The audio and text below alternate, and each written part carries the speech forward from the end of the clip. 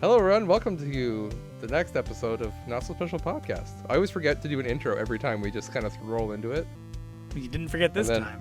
I didn't forget this time. Like, I'm gonna start properly with a real intro. My name is Josh, otherwise known as Creep Lead on YouTube, and I'm here with my co-host Derek. Hello. Also known as Deej13. Derek. DEGE13. Yeah. On YouTube and Twitch. No, Twitch, you're someone else. I think I'm DJ Chew on Twitch. You're a completely different person on Twitch. Yes. I'm not even myself. I know. And then you're someone else. You're someone else on Instagram. Yeah, that's because somehow my Instagram account got hacked and then someone got me banned. Oh. That was real early before I think I even posted anything. Man, that's rough. Yeah. You got to work on your branding. You got to. Who needs branding? I don't think I plan to get famous or anything. I'm trying. I'm trying. You're holding me back, Derek. Yep. I knew this. You're the one who didn't know this. Oh, man. We got lots to talk about today. At least I do. Derek also said he has lots to talk about, so this is going to be a long podcast. You, the listener, already know how long it's going to be because you clicked on it. But it's a mystery to us at this point. Yeah. Maybe we're lying to ourselves. Maybe it's going to be like a really short one because we'll be so excited and we'll just like rattle them off. I could. I watched this. I watched this. I watched this. I didn't play anything. Done. Exactly. That's like my summary right there. Oh, man. All right, Derek, start us off. What's new? What's happening? Boy. You want me to start with what I watched? No, that's not as fun. Well, let's go one at a time here. One story at a time. Let's not blow our load all at once here. I carved pumpkins. Did you? Okay. Everybody listening to this is listening to it after Halloween. Yeah. But this is not our Halloween episode, though. No, that was last month. That was last month. This is not our Halloween one. It's okay. I have something to ruin that later, too. Okay, good. To mess up the thing that I should have done last month. I should have done that anyway. So what was I saying? Oh, I carved pumpkins. We did not go too elaborate this year, or at least I didn't. My wife got a white pumpkin and did Jack Skellington. Okay, good. My daughter just picked a random thing from a book that says the word eerie and has like a goblin guy underneath it, so I carved that for her. And then I carved, I actually drilled a series of circles of various sizes in a pattern all the way around the pumpkin. So you can put the pumpkin on a little spinner thing. Okay, it'll spin around. Yeah. And then my son picked out Pikachu, so my wife carved that as well. Yeah. Cool. Pretty fun. I haven't done pumpkins yet. I'm going to share my screen with you so you can see the pumpkins. Oh, okay. So I think I tried to do that Jack Skellington one year. It didn't turn out very well, but we did a previous year, I think. Oh no, we thought we did. We never actually did. Yeah, I think we thought we did, but my wife did like the angry looking Jack Skellington. There's the Pikachu, and here's my circles one. It's kind of neat, especially with light changing or color changing light in the middle. Yeah. But as the pumpkins were sitting out front, waiting for us to carve them, they started rotting. 2 of them did. So here's a video you can see, no one else can, of my pumpkin spinning on the little spinner thing, and it falls over at the end because the bottom punctured in. It's rotten out? Yeah. So I'm going to throw something underneath it to hold it up. But Didn't you use your little silica trick? No, they weren't carved yet. Oh. They rotted out, sitting there brand new. Oh. So I think they probably took damage when they were in shipping or something, but Maybe. Mine and the Pikachu one, in the corner of the Pikachu one, had a weak spot, but my daughter was taking out the seeds in it and grabbed a handful of the rotten pumpkin. Ugh. Yeah, it was pretty gross. She didn't seem to mind, but I was disgusted by it, let alone my son was mad because it was his pumpkin and he did not want that rotten spot to get wrecked. Kids don't care. Yeah. If it's gross stuff, they don't care. But she gets grossed out by pretty much everything else. Even just, hey, you dropped food while you're eating, pick up that rice on the floor, and she's like almost throwing up because she finds it so gross. It's like, it's your food. It didn't even go in your mouth. You just dropped it. Oh, it's funny. Jeez. Yep. That's my one story. I don't know if I have much more stories to tell. Most of it's what I've watched or another segment I have for you. Another segment. Oh. Did we It's steal that recurring. one too? It's recurring. Oh, it's yeah. a recurring. Oh, the recurring segment. Yeah. I'll act surprised. What do you got? What are you doing? Well, I watched a lot of stuff too. But before that, I actually went. I had to renew my license. Oh. And renewing your license during COVID Happy birthday? sucks. Well, my license has been expired for a long time. Oh yes, because they haven't been making people go get it because of Yeah, COVID. exactly. Because of COVID, they didn't want people going to Service Canada or Service Ontario to renew your license. That was fine. So I have a trick for But that. you could renew online, Yes. and that's fine. But you didn't do when I that. went to do that, it would just error out for me. Nice. It's like, So I sorry, was you like- don't exist.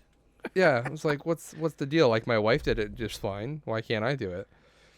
So I went into Service Ontario. They were open. I managed to just like walk in because no one was there. Location did you go to? The one on Victoria Street. They're all open okay. now. Yes, Yeah, yes. they're all But the open. Victoria one is the best one in town. Is that it? was gonna be my hack to you. Was the Victoria Oh, okay. Street one is the best one in town because it's the least busy. Yeah, I literally just walked in. I think there was one person in front of me, and I was in line for Yeah. less than a minute. So if you went to any other one, like at least the Kitchener, North Kitchener and Waterloo ones, they're just Yeah. full. Yeah. Yeah. So I went in there, and I was like, I need to renew my license and my health card too, I guess, because they both expire at Yeah. the same time. And so she scanned it. She's like, "Oh, nope, you need testing." And I'm like, "Oh, right, because I have a commercial driving license, and Oh, it expires jeez. every 5 years, and I need to retake a test every 5 years." How many times did you fail? This time? So, like, it's funny. So the It's a written test. yes, it is a written test. So I have 2 licenses. So for those who don't know, so in Ontario we have a G license. That's just your regular car. It's a general driver's license. Lets you to drive like private vehicles. And then I have a D license, which is for heavier trucks. And then I also have a Z endorsement or a Z endorsement, depends where you're from. Air brakes. And that is for air brakes. Yes, you know this because your dad's a trucker. Yeah.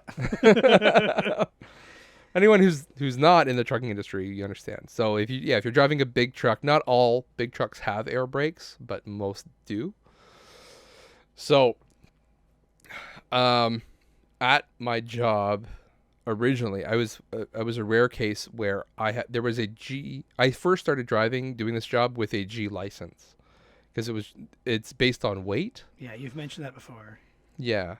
So, my previous employer just had bought trucks and had them under the registered weight of a D, so anyone with a G license could drive it. Which makes it easier for him to hire people, yeah. Exactly. That was And the pay idea. him less. He's too smart for me.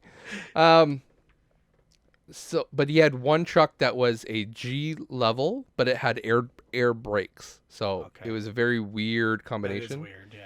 It should have been in D, but he actually went into the ministry, and you can actually lower the weight on a D level truck, Yes. lower the registered weight on it so that a G level can drive it. That's how moving vans and moving trucks, that's how they get away with it. Right? Because no one, I mean, if you think about it, no one with a G level should be able to go into U-Haul and buy a 26-foot box truck and be able to drive that normally, Yeah. right? Yeah. So that's how they get away with it, is they lower the registered weight. Gotcha. Because a household doesn't weigh that much, technically. A lot of it is air. So Yeah. The way I worked for a moving company for one summer, and we had this one guy who would go in and quote the house on how many trucks and how many people and how long, and he was incredibly accurate. But I remember some houses that were really, really heavy. Like, yeah. oh yeah, there's always The exceptions. biggest truck. Yeah. Yeah, there's Yeah. always exceptions. Anyways, that's the long story short. Basically, they wanted me to drive that truck once in a while, And so he sent me to get my Z. He paid for it. It was a weekend course, and it's just a written thing. That the training involved a physical, like a practical exam as well, but not necessary by law, technically. Yeah. So so for the longest time I had a GZ license, which is very strange. Normally Z always goes with a D, but I had the very strange license. And then 2 years later, 2 or 3 years later, my new employer asked me to get my D. They also paid for it, but that is a practical exam. There's a written and then a practical for that. Actually, I passed the written, and then I failed the practical because this is my hack actually. Here's my hack to you. If you ever want to get a D license, I pay because it's I think it's $125 to take the D practical test. Okay. I failed that test within the first 5 minutes, but they still take you through the whole test. Okay. And then at the end, they say, this is what you did wrong here. This is what you did wrong here. Blah, blah, blah. They go through the test with you. Yeah. That was my training. Because otherwise, you have to pay thousands of dollars to go to a driver training program. Yeah, I remember you telling me this. And so yeah, and so I got my training for $125. I had to retake the test for another $125. But I passed the second time because I knew what they wanted from the test. Yeah, yeah. Right? So way cheaper than spending $1,500. Well, yeah, you should just start teaching a class. I'm not accredited. You But don't have still. to be. It's true. I guess you don't have to. What are your credentials? I passed. I'm better than That's all you. that Pay me matters. money. Yeah, exactly. Just make the course $500 instead of $1,000. Jay, I could. So anyways, after 5 years, my Z expired. So my Z expired before my D, but because they're linked, they wouldn't let me renew my license. Because of COVID, no notices went out saying your license is expiring. You need to retest for this, which they normally do. So that's why I didn't know. Yeah. Like I didn't even think about my license expiring and having to retake a test. So I had to relearn. I mean, I know most of the Z stuff because we deal with it every day. But it's always like, what are the kind of questions are they going to ask me about this? That's like the problem, right? Yeah, like the general knowledge I have, but it's always the sneaky stuff they get in. It's always about like air pressures and That's what I was gonna say. air The brake thing about the air sizes brakes and- is like, there's a compressor on your truck that has to have air for you to use your brakes, basically. Yeah, exactly. So- And how does that work? And how does, is it a spring brake Safety-related or a stuff. service brakes priority? Or, what size, what distance can your push rods travel before they're illegal and that kind of stuff. So it's very, very, very technical. And I meant to do it last month and I just ran out of time. And then this month I was strongly encouraged by my boss to go and get it, go and renew it, even though we have till the end of the year technically, but I've heard stories of people getting pulled over and even truck drivers still getting pulled over and fined because their license is expired. And I suspect the longer you wait, the worse it's going to get because then everybody's going back Yeah, to get exactly. everything done. So, Yeah. but then of course you can't go to Service Ontario to take a test. You have to go to our specific drive test center, which in Waterloo Region we only have one. Is that the Frederick Street The- place? Or not? No, that's the one on Ottawa Street. Ottawa, and it's down by the Food Basics Okay. down there. Nobody else cares, but I'm. No, no one curious. else cares, but yeah, that's the only one in our area.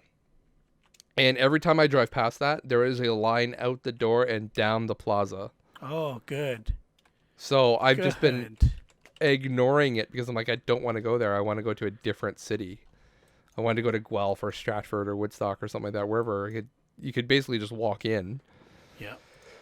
Anyway, so last Friday after work, I finished work a little bit early. So I'm like, you know what? I'm just going to go in and do it. Like, I had to stand in line for 2.5 hours God. to get in to write a 5-minute test. Did you at least get paid for work for doing it? No, it was my own time. No. But it was pretty ridiculous. I got there at 4:30, and I got out just before they closed. Like they were basically closing by the time I left. Go to the Google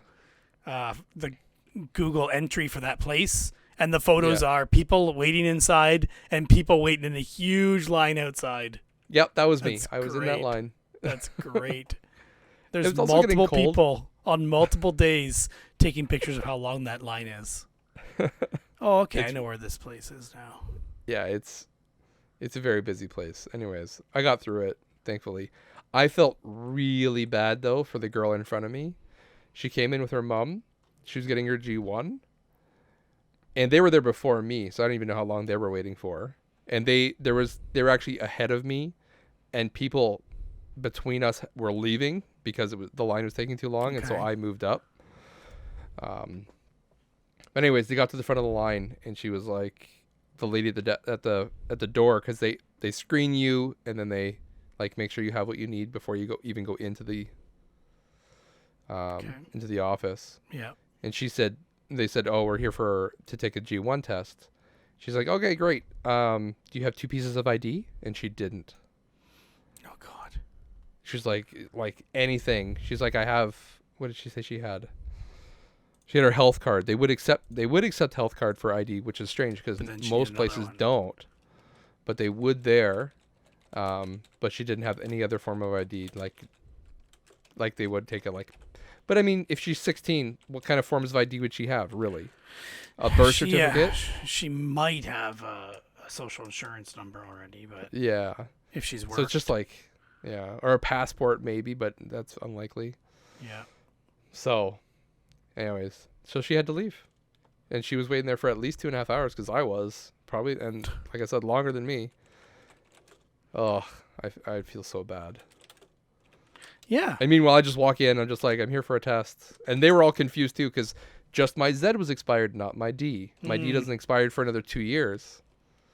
Every But time because you say my D, I want to take that out of context. Go ahead. Especially when you said they paid for your D. They paid for my D and they paid for my Z. My DZ. So. Anyways. Bit of a cluster there. So to retake the test is only $16 for a Z. Oh, that's good. So it's not cheap. a money gouge. It's just a formality. It's just a pay for the thing. And they were like I said, they were confused. Like why are you only paying for a Z? Like because I got my Z first before my D.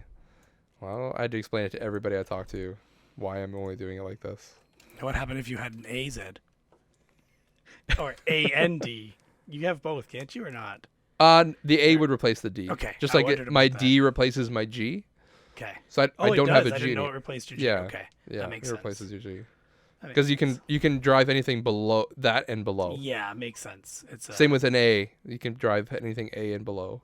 Okay. Except I think there's like limousine. That's separate. yeah, it might be it might be like fire truck and ambulance is a different, or a bus. I But think just is to different. confuse it even more, you also have an M license. Yes, I also have an M license and a For boat motorcycles. license. Oh yeah, the boat license. I have a lot of licenses. That's okay. I have a drone pilot license. There you go. Yeah. Do you have to renew that at all? Do you have to? Yeah, every 5 years. I was gonna say No, most things are 5. Yeah, it's got to be 5 because if it was 2, I'd be coming up on it already. Is that Now written you or had to check into that. It was practical. Oh, is it practical? Yeah. No But- written component at all? There's a online test to get your basic license, and then Yeah. there's another online license to upgrade that to advanced, and then to finalize that part, the advanced test, you need to go get the practical test. But luckily, my coworkers are certified as testers. Oh, okay. Yeah, not that they skirt the rules, but I mean, if I forget Yeah. something, they'll be like, "You know this." Come on, little nudge. Yeah. That's interesting. So, it's strange that they would make. Do you think? Does your renewal require another practical? Yes. There's Really? actually Okay. the renewal. It sounds like they give you 3 or 4 options for the renewal: either an online test, or a practical, or something else, but I can't remember what. Oh, okay. I believe there's options for it. But everyone else at work had got their licenses before I started, so they already went through that just like a few months ago. So my Okay. renewal will probably be in, maybe it is 2 years. Probably is. Probably. Yeah. So I Fun. also, I think I talked about before that I picked up pallets on the side of the road. Yep. And then tore them apart, which was a pain. Yep. But then I built a deck garden box that we put strawberries in. So yes. I We had, talked about that. I remember talking I about still something like had more wood left over, and I still have Okay. more wood left over from the playground as well. But the pallet wood is obviously older and not pressure treated, so it's going to be harder to that. It's, keep, and it's going to rot out it's probably. going to rot out earlier. So I built 2 more deck garden boxes out of that last weekend, I think, or the weekend before. I don't remember. Weekend before. And then painted them this weekend. Yeah. Okay. Painted them with like a deck stain. Yeah, so they'll paint. last a little longer. Yeah, not like a stain, but they call it a stain still. It's more like a paint. Yeah. But it's a deck paint. Yeah, so I did that. Fun times. Good old Good. woodworking. Yeah. They went It's together quicker than expected, which was nice. You have practice. Yeah, exactly. With the other one, I also tried doing the legs 2 different ways. The first one, I found like a desk at the side of the road when I found the pallets. So I grabbed that desk and threw it in the car too. I had to like tear it apart, and there, so some of the things were broken, but I just glued it back together. But that became the legs for the first deck box. Well, the second and third ones, I had to figure out how to do legs for it. So one of them I did like an X pattern for the legs, and that wasn't great because it's hard to get them all the same length and the right Okay, angles. yeah. So Yeah. the third one I just did straight legs on it, and then reinforced it with like a corner. What do you call it? Gusset. Guess it. Okay. Yeah. Cool. Sub pump issue still not solved. I was gonna ask, fully. how's the plumbing? We've been getting lots of rain. Yeah. Well, the window well has still not been fixed. Okay. The company for it is coming next week. I think it's next week. Yes. Friday before the game swap. Oh, That should lovely. be fun. So they're finally coming, and that's just their inspection. They still have to book the time to actually fix it. Oh, okay. Yeah. So it should It'll be be fun. winter by then. Yeah, exactly. They were saying they're booking in December. When I called them last month, they were booking the repairs into December and the like inspections or whatever you want quotes into November. So Oh, jeez. yeah.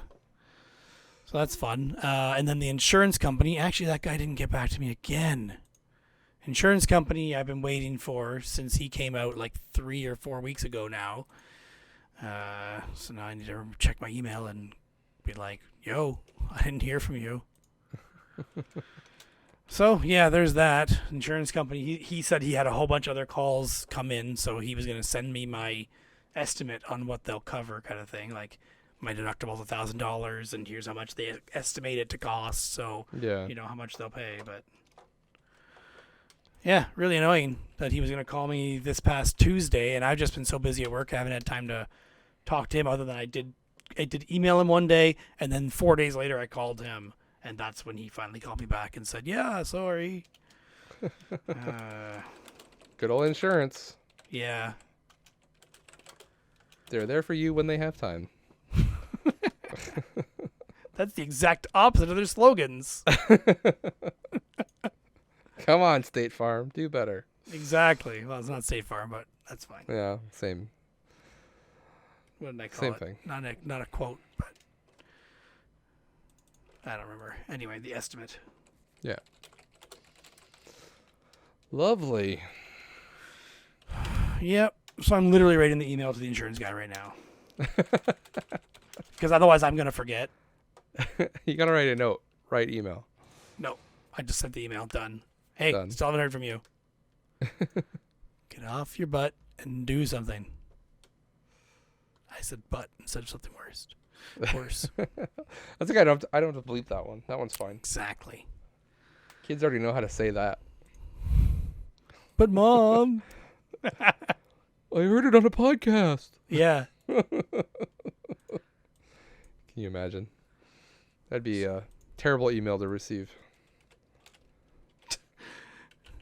If we got emails. Yeah, no one emails us.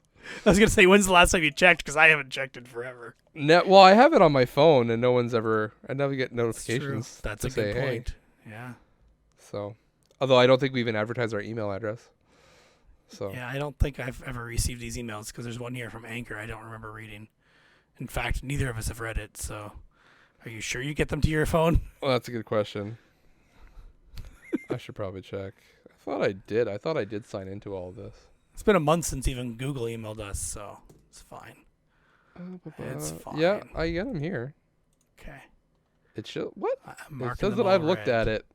It says that I've looked at it. I'm marking them all red now. All right. So email. What's the email address? That's a good question. It is not so special podcast at gmail.com. Email us. Someone talk to us. Say something interesting. Email us some questions, maybe? Like Polykill said, send us a cipher. I sent them a cipher. Oh, did you? Yes. We'll see when they actually read it. If they can decode it. Yeah, you'll be waiting a while, probably. Yeah, probably. They're way behind on emails. Because they actually get them. Maybe Top Spot will email us. Yeah, maybe. He writes good emails for Polykill, so. I know. Just redirect one our way. Same Hey, questions. Copy and paste it. We're okay. We're okay with copying them. We don't have the same listener as his drunk friend. We'll be fine. Oh, man. All right. Oh, I do have one thing. Before we get into our... I had two things. Two things before we get to what we've been watching. Okay. Two things that happened to me. One would be I found things in the garbage that are not video game related. You found one for me. That's why I'm talking about things. Well, okay, then I found more things. I found a big, giant, like, audio mixer board. Yes, you sent me a picture.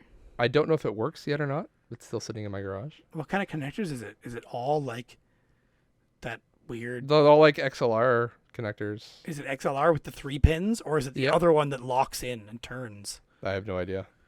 Okay. I was trying to look that up. The speakers have that other output, that other connector, but yeah. Well, that's the other thing. I found a giant subwoofer speaker that's like basically like what you'd find at like a concert. Yeah. It is massive. The story here is it was after hours at work. So we have 1-800-GOT-JUNK. Probably shouldn't name drop, but whatever. 1-800-GOT-JUNK dumps in our yard after hours because we allow them to. And so this was one that they dumped, and I was the last person leaving the yard, so I saw some stuff they dumped. So I just went over to have a look while no one was there.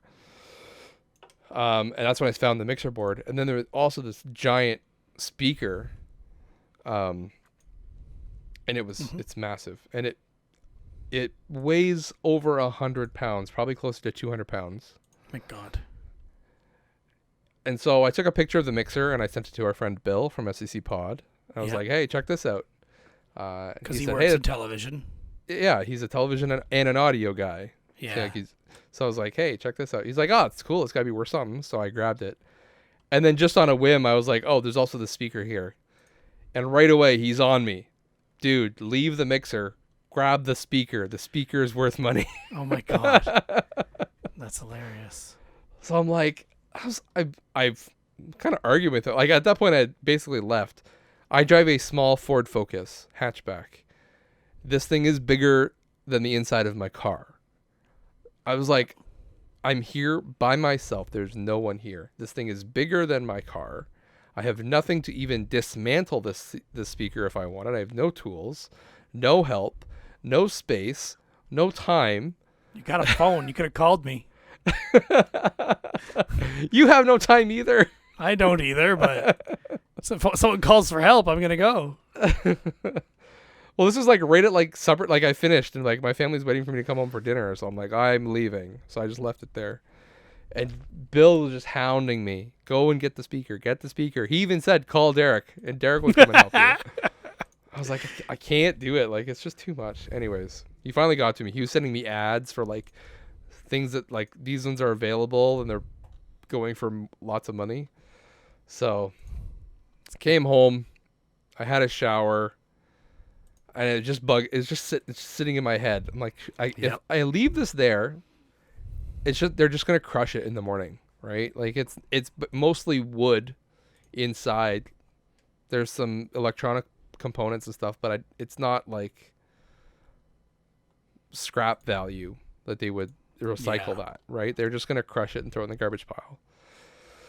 So in my head, I'm just like, can I live with this being crushed and me not taking it? So anyways, I called my father-in-law and said, hey, he has a utility trailer. I was like, can I use your utility trailer? He's like, sure. So I went over and grabbed the trailer, and he's always curious, like what am I grabbing from the garbage? What am I selling? Now? He's always interested. Yeah. And he can't believe the stuff. Like I told him about the Olympic coins and he was just blown away. So I said, all the speakers and I need to get it. So and he said, how much does it weigh? I'm like, over 100 pounds. He's like, I'll come and help you. So he got in the car. We went in. I went into work after. It was definitely dark at this point. I went into there's security cameras and I didn't want to be like, go in someone else's there. Because then it looks like somebody they don't know is coming into the yard. So yeah, they don't recognize the vehicle. Yeah. Yeah. So I was like, they're definitely gonna call the cops because they get there's like motion sensor.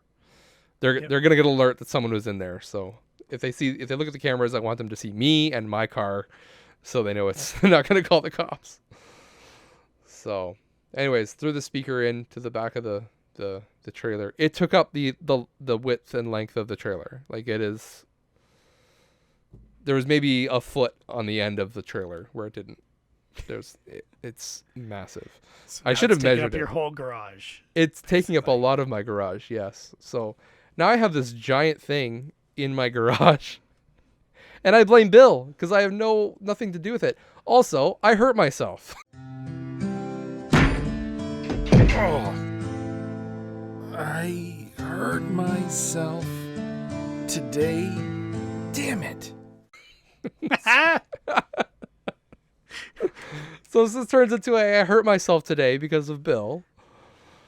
I pulled, because it was so heavy. I pulled something in my shoulder for the next 2 days, and I was dealing with that. God, see, Hodge had hurt his shoulder too. Did he? Yeah, he sent a picture MRI. on Twitter. Yeah, MRI. Yeah. Does he need a bionic shoulder? He said. Yeah. Jeez. So thanks, Bill. Now I have this thing in my. You had better help me sell it. Is all I'm gonna say. That's what I was gonna say. Have you posted it anywhere? Are you gonna test it first? I have no idea how to test it. I don't even know what those plugs are. I could open it up and hook up the subwoofer to my amplifier in my car. Probably work. Really? Do you think your amp is powerful enough to? This thing is massive, man. Well, so the biggest thing is you're not gonna hurt a subwoofer by underpowering it. You only really hurt it by overpowering it. Yeah. So in that way, you're better off turning the power down and just making sure it works. You don't have to push it real hard. You'll know if it's broken or not. Well, when you're free, come on over. After the swap. That's what my schedule's looking like right now. After the swap, maybe I'll have time. Maybe you'll have time. Yeah, I know. Craziness.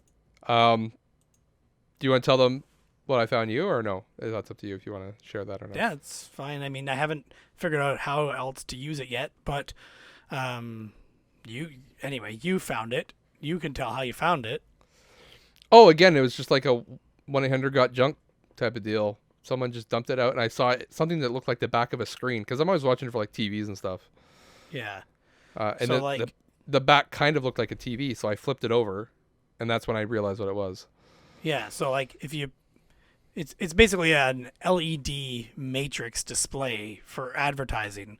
It actually has the name of a veterinary clinic on it, but it's if you had your two monitors side by side of two 27-inch monitors beside each other. That's pretty much the size of it. And it's just little red dots, LEDs, and it's 128 by 50, I think it is, or by 48 dots. Okay. So the size of it in inches, I can't remember how big it is. It's like 4 feet tall and a foot and a half Wide, sorry, something like that, 4 yeah. feet wide and a foot and a half tall. Long, yeah. And it's made in like 1994 is the date on the back of it. I did some more research, and the company that makes them is actually out of Quebec or Toronto. I can't remember now. I looked into it and I forget which one it was. I forget which I came up with. But the actual computer inside of it, because it has a 386 computer inside of it, so like old DOS time computer, it runs DOS basically on it from the memory, and when it boots up, it checks a floppy disk inside of it to run your animation for the screen.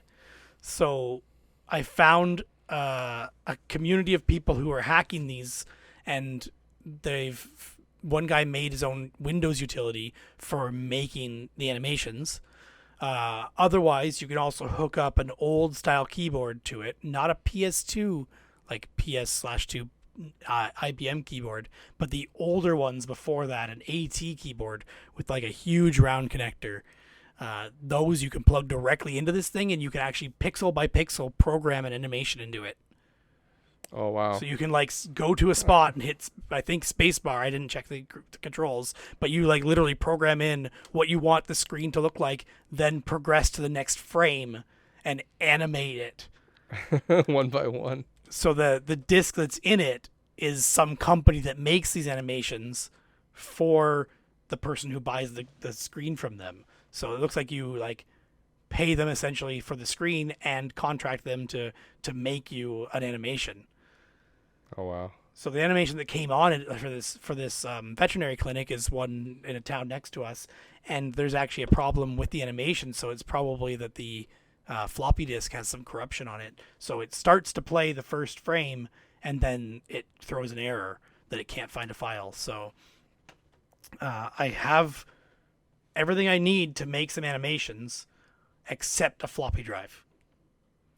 So I need a floppy drive from somewhere to put in my PC, which I have a PC in my garage that has a floppy port on the motherboard. Or you can get the USB floppy drives, which I saw one at the Crazy Bin store like the week before this and thought, oh, I won't need that. When am I going to need a floppy drive again? Here you go. Yeah, I think it was on the $8 day too. You done screwed up. You can buy them for like $25 for the USB ones on Amazon, or like $80 for the original ones because they're just not being made anymore, I guess. My wife, I just was at my wife's mom's house for her brother's birthday recently and saw my wife's old computer from college in there, and it has a floppy drive. So I think I'm going to have to grab that thing and cannibalize the floppy drive and use that. I have 3 floppy disks sitting in my like old computer or old school stuff, like you know, like when you're 3 years old and your mom saves your drawings. I still have some of those things and some like random collectibles and stuff from when I was a kid, and I had three floppy drives or floppy disks still in there. So I plan on doing some animations for that. I really would have loved to have that ready for the charity stream that's coming up. Yeah. But I don't think I'm going to have it ready by then. That would be really cool. It would be really awesome to have that in the background. Yeah. It's kind of noisy, too. It's not the quietest thing in the world. Either. It wasn't bad once it gets running. Oh, is it? Okay. Yeah. It was noisy at first, and you had it outside. I think that made it worse because it was cold or whatever. Colder, yeah. But once I had it running for a bit, it was quiet. I have also seen people who take out the old computer, keep the old board that controls the LEDs, like the driver board, for the whatever, doesn't matter. But they remove the old computer and replace it with just an Arduino or a Raspberry Pi, which is like 2 inches by 4 inches. Yeah. And you can use that instead, and that'll get rid of the floppy drive and give way more options. You can even make it internet connected then, which would be super cool. And there's a person who shared the code for that on a GitHub repository, which would be really cool to do, but I don't feel like wiring it right now. That's the other thing I don't have time for right now. So right now it's in my garage hung up, just waiting for me to get a floppy disk, because it would be pretty cool to do it the old school way and use the Yeah. floppy. I did try taking the floppy drive out of it and putting it in the PC, but it seems like because it was running on a 386 and I'm plugging into a newer PC, there's something different about the jumpers on it, on the floppy drive, because older floppy drives had jumpers. Yeah. And I just can't figure out how to get the PC to read the drive. It didn't make sense what was wrong. Yeah. That was disappointing when I couldn't get it to work. We're gonna start calling you Dare Hack instead of Derek. Yeah, sure.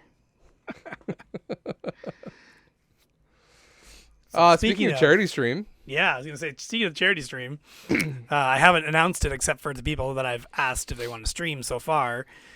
Just messaging streamers one by one to fill up the slots so we don't have to get bombarded. But Cartridge Club, which Josh and I are both members of, and that's how we met, is through the Cartridge Club, does a yearly Extra Life charity stream raising money for local children's hospitals. We have a charity stream coming up December 3rd to the 5th. It's a 48-hour stream with a variety of streamers from the Cartridge Club. Each person basically takes a slot. The schedule's filling up, but by the time you hear this, maybe there's still slots. I don't know. Feel free to message me if you want to be a part of the stream, especially if you're a Cartridge Club member. Did you say December?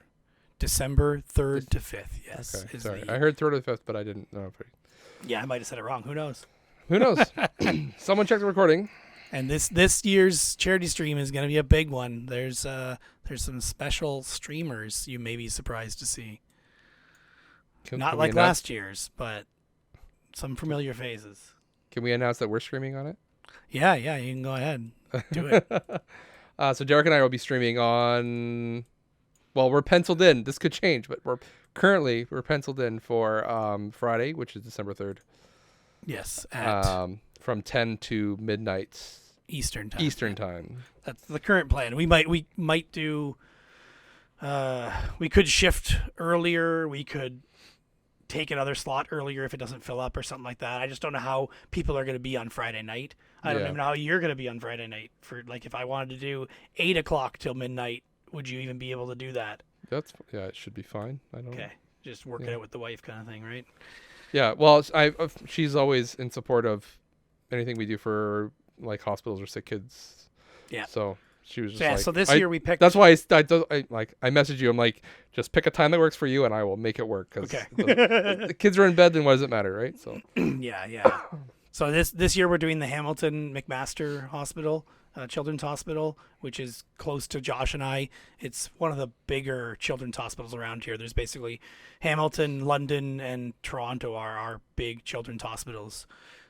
So we picked Hamilton because my wife and I have some pleasant experience. Well, not pleasant, but we had to use the hospital for an issue, a miscarriage, years ago. So we want to give something back to the hospital. That's why I asked if everyone else would mind if I picked that hospital for this year. Yeah, that's good. I haven't been there, but I've had a lot of friends and family who've had to use their services, so it's definitely hits close to home. So yeah, it'll be good. Yeah. So this come is the in fifth year for the Cartridge Club charity stream. So come and check us out on, is it in the Cartridge Club Twitch page? Is that where it's going to be? Yes, Cartridge Club Twitch page, which is twitch.tv/Cartridge Club NA for North America. That's just what we picked. I think someone else has Cartridge Club but isn't using it, I think. Yep. Okay. I'm doing Twitter. Hold on. This is wrong. I'm checking Twitter by mistake. Twitch might just be Cartridge Club. I know the Twitter one definitely got screwed. I used to have it like saved. It's just Cartridge Club. Sorry, twitch.tv/Cartridge Club. Go there, subscribe, get notifications. We don't normally stream on that except for this once a year charity event.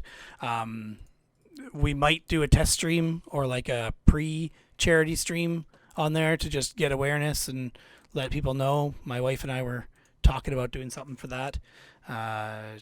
typically we try and keep it to only the event, but we had an idea for what to do for this one.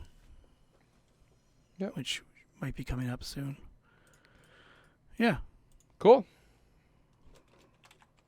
What else is new? I have been riding my bike more.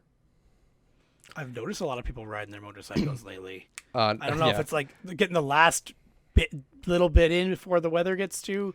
Yeah, too cold. probably. I'm referring more to my bicycle though. Oh, okay. I thought you meant motorcycle. Yeah, I know. I wish I could ride my motorcycle more, but yeah, it just hasn't worked out. Again, time and All right, bicycle. time. Go to bicycle. I've been meaning to ride my bicycle. I found a BMX bike in the garbage. Okay. And when I was in high school, I used to ride BMX. I was never good at doing any of the tricks or anything. I was really like a poser, just kind of like riding around normally. That's fine.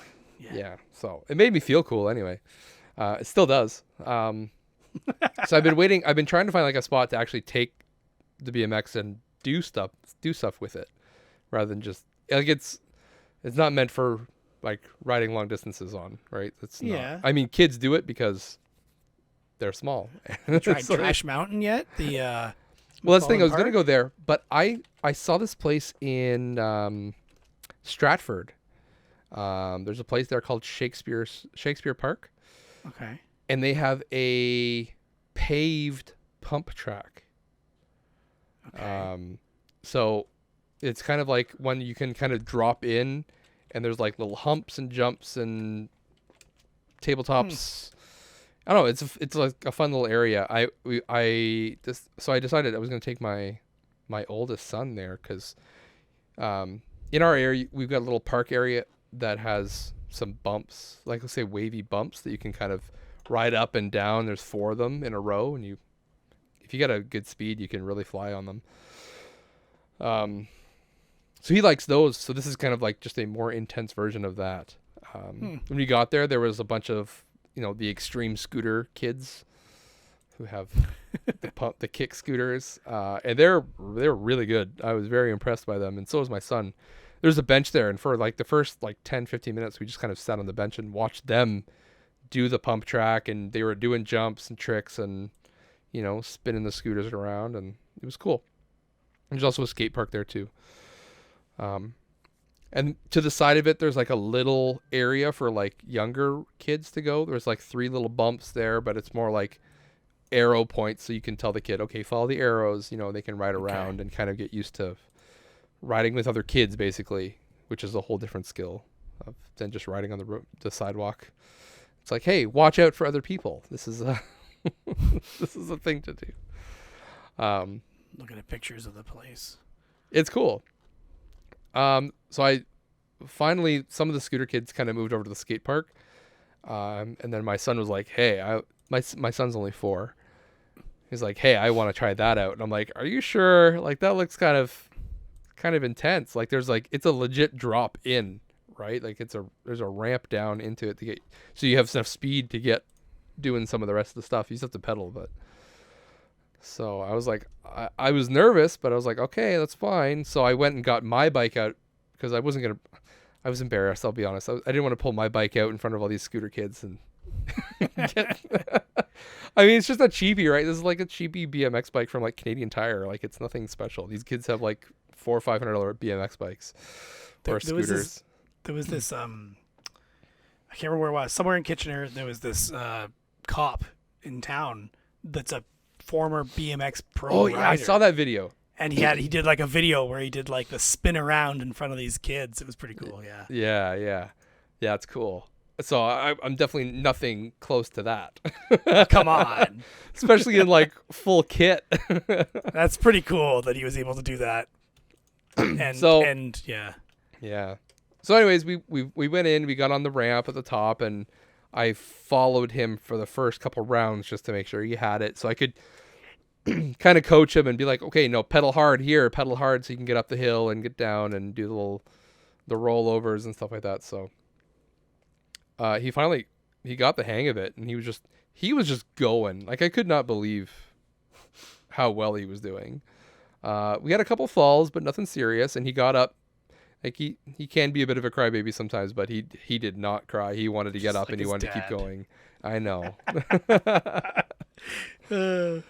So, but yeah, he just wanted to get up and keep going, which is good. Normally he doesn't. For if sure. he gets hurt, he's just like, no, I'm done. I don't want to do it anymore. But he was having too much fun. So, Nice. then like all those kids moved away, and then some other little kids on not fancy stunt scooters, just on like the little razor scooters. They were kind of riding around on the pump track too, which is fine. My son ran into one of them by accident just because he wasn't watching really where he was going. But it was just an accident. No one was upset or anything. So Good. And then this one other kid came over and started riding their skateboard. Like they were learning to ride a skateboard, but they came onto the pump track to do it, and they were kind of hogging an area of it that was kind of like where everyone was riding. I didn't really understand. And this was my first time there, so I didn't be like, hey, what is your kid doing? Like this mother was there. I'm like, your kid is like literally in the way of everyone trying to get through here. Like, can you move your child somewhere else? But I didn't say anything. So Just stood there and stared at them angrily. yeah, until they got the hint. So anyways, I let my son do 3 or 4 runs, and then I would make him stop because he would just tire himself out. And even I did it, and man, I got to work on my cardio because I was tired. Holy smokes, it takes a lot out of you doing I mean biking in general, but like doing BMX, like standing up on your bike and like, pumping your legs up and down to keep your speed and moving your body around for balance and stuff. Like it takes a lot more work than what it looks like. It looks really easy, or effortless, but there's a lot of effort. Let me tell you, my heart was pounding. Anyways, so I would when he was taking a break, I'm like, I would ask him like, okay, can Dad have a turn? He's like, yeah, go ahead. So I was doing it once, and then at one point, this kid on the skateboard came out onto an area where I wanted to go, and so I was like, whatever, there's a bit of a shortcut, but it's a bit of a steep kind of hill and kind of a jump. So I'm like, I'll do the jump over here, and I'll hop over. And then sure enough, as I'm doing the jump, to avoid this kid on a skateboard who shouldn't be there in the first place, I friggin' slip off the pedal and twist my ankle and hurt myself again. Hurt myself. This is a double hurt myself weekend. Oh. Anyways, that was my. Then I got off my bike and slowly walked over to the bench where my son was and sat down, and then he's like, "Can I go again?" I'm like, "Okay, yeah, go ahead." But he needs my help for one area for like a push. There's a really steep hill back up to the top of the ramp. So I had to hobble my way down there and not look like I'm in pain. Oh boy. And then I had to drive home. Like it's a 30-40 minute drive, so. Which side was it? It was my right foot. Yeah, of course. Okay, good. Yeah. The one that I'm using all the time. Yeah. To do your job, to get Everything. places, to get home. But Yeah. I made that my last run. I didn't go again after that. So, but You my made wife, it your last run. That's right. My wife said, she was like, I was waiting for a phone call, like to say that you were in the hospital or that our son was in the hospital. I'm Well, like, yeah. well, And Stratford's not close. I mean, it's not terribly far, but it's like 40 minutes, isn't it? yeah, about 40 minutes, Yeah. 30-40 minutes. Yeah. So, anyways, my son had fun, so he wants to go again. That's the important part. Yeah, I had fun too, but now I'm looking at BMX bikes because I need this one's just a little bit small. I think I need one just a little bit bigger. So maybe swap money. Well, Maybe I'll spend. BMX bikes are selling good, by the way. Yeah. Or they were, I guess, in the summer. You might be getting harder. Well, that's the thing. I want now, to get end of season kind of there. That's the idea. Yeah. So we'll see But what I mean, happens. to sell the one you have, you could have like made Well, some money to help pay for one, too. even just keep that one for my son when he's a little bit older and he wants Yeah, that's true. he wants to BMX. So Yeah, if you got somewhere to put it, yeah, do it. I don't, but I'd find somewhere. Build a shed out back. Yeah, exactly. If I could, if only I owned my land. Oh boy. Yeah. So, Just put it on the roof. They'll never ask. No one looks up there. No one but you. Yeah, exactly. Well, So- we got some feedback too on the last Oh, we did? episode. Do you remember that? No. It Please was share. right after the episode came out, so maybe you forget. From My Kevin, memory's not great, so Buried on Mars. keep going. He said the Office British and IT Crowd British are both faves from the last 20 years or so. Both took me a few episodes to get into.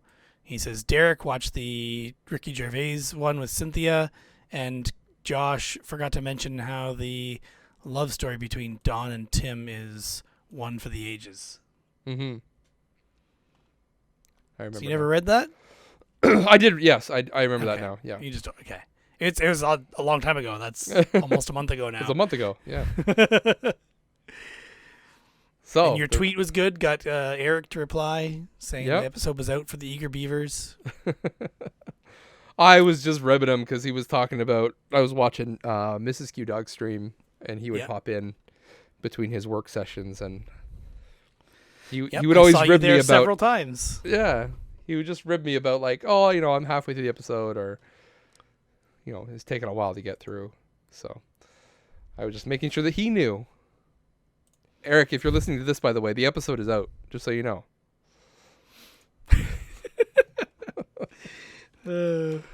So, yeah, it's good. So, because you suggested it, and I've heard from other people, I've watched the IT Crowd. Good. I watched all of it. And you hated every minute of it. I hated it. No, it was good. I enjoyed it. I would say it's probably bad, but yeah, it's on par with The Office. It's funny. It's good. Yeah. So, I'm watching The Office. are you okay? Good. The Which British one? Office. British Office, British. Yeah. Okay. What episode am I on now? I'm done season 1. It looks like. Is that right? There's only 2 seasons, so Yeah. Did I already watch one episode of season 2? there's less of The Office than there is of IT Crowd. Yeah. I've watched the first 2 episodes of season 2. Oh, as you're almost well. done. Yeah. I was just like, did I miss episodes? But no, there's not very many episodes. There's not many. It's good. Yeah, IT Crowd is funny. The funniest episode, and it's probably not even very politically correct to like this episode anymore, but it is the one where they go to the theater show.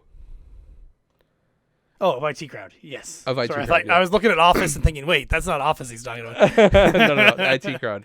Yeah, when they go Yes. to the theater show, Yep.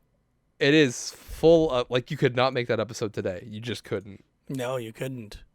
And maybe that's why I like it, because I know you couldn't make it today, and I don't like it because of what it's making fun of. It's just a really funny episode. And he's not really even making fun.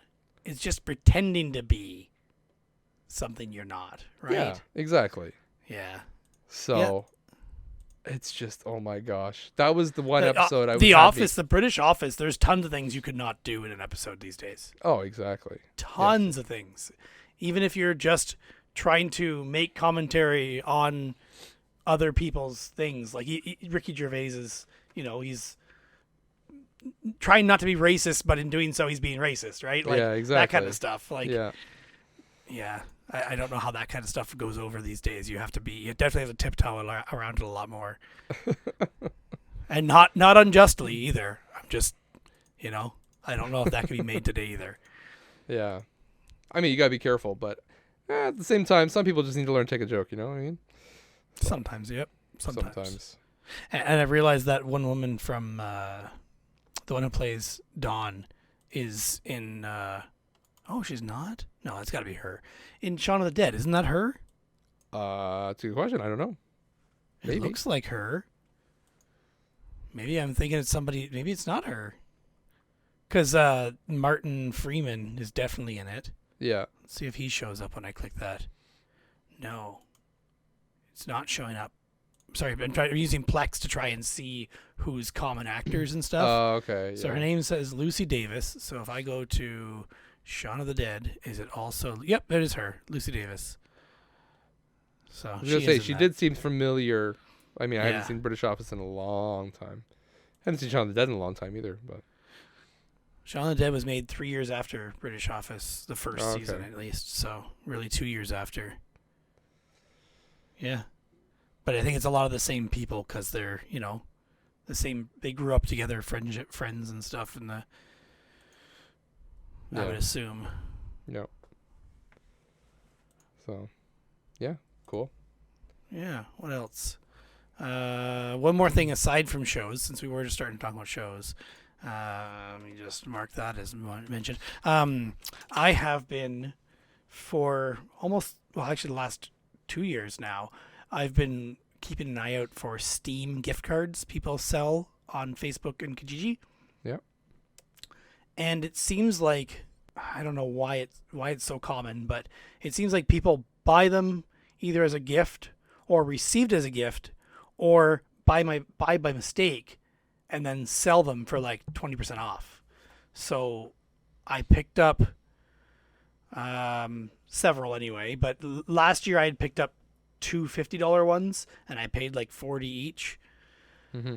And it just added the money to my account, and as I buy games, I get a bigger discount than I would buying, at full price with credit card or something. Yep. So, and the Steam gift cards are good because you can, if you go to physically buy it at the person, they scratch the code off the back. I always just say, I'm going to enter it on my account now to make sure it works, right? Yeah. And here's the money. I have it, or you can hold it. I don't care. Scratch it off, add it to my account using my phone, and bam, the money's there, or no, it's not. I even started taking a screenshot before I add to say, here's how much money's in my account now. And I enter this number in. Let's make sure it works. I've only had one guy where it didn't work. And I think I've bought 6 or 7 different cards now. But part of that is to say I'm saving up for the Steam Deck. I figure if I can get that at essentially $20, 20% off, that would be awesome. Yeah. So I just picked up another one of those gift cards last week. Another $100 gift card for $80. Oh, not bad. It was in Fergus, but I was going to Fergus anyway to pick up something else. Which Yeah, so you make it worth it. Which didn't work out. That Oh. one, I was going to buy another subwoofer for my car, but I got there and tested it out and it was blown. And the guy's like, sorry, I had no idea it was blown. It was in my trunk of my car. I haven't used it in 2 years. I'm like, I believe him. He sounded like he was honest. He didn't seem insulted that I wasn't going to buy it. So then I went to the next guy's house and bought the Steam gift card and made it worth it. So I got a subwoofer you can put in your car. yeah, I know. It's tempting. The 2 I have in my trunk right now are probably the same weight. I don't know about that. Come try them out. Okay. They might be the same size too. Maybe. I don't think. Those things are huge, man. The one I have in my trunk right now, I think I have 2 of them, and I'm pretty sure the box is like 3.5 feet by 1.5 by 1.5 ish. Why is this bigger than that? And I have 2 of those. Okay. Well, this is 2 Yeah. speakers, two subs in it. Yeah. So- Yeah, I've got 2 subs in the back of my car. One I was just testing out because I got it free on the side of the road. But I put it in the box that I had, which was bigger because it was someone was using it as an indoor theater subwoofer. Okay. And it was a Sony Explode subwoofer. And I just, the amplifier they had hooked up to it looked blown because they had already played with the wires. Okay. So I took the subwoofer out and put it in my own box and just trashed the amplifier and the box that they had it in because it was clearly screwed. And the subwoofer worked great. So I Cool. left it in the back of my car just because I don't have anywhere else to put it in the garage right now. I have like 4 other subwoofer boxes in the garage that I picked up a while ago. Lovely. Yeah. All right. So stuff we're watching Stuff we're watching. or have watched. All right. Yes. Or have watched. I watched Prisoners of the Ghostland. I also watched Prisoners of the Ghostland. Oh, joy. What are your thoughts? Of No. Prisoners of the You Ghostland? go first. You go first. I did watch it first. Oh, yeah, you did. Okay. So this is the Nicolas Cage movie where I don't even know how to describe it. What did you call it originally? Nicolas Cage. A samurai western is what I call Samurai it. Western. Yes, that's kind of the way to describe it. So if you want my opinion, which I'll just dive right into, is a terrible movie, and not in a good way.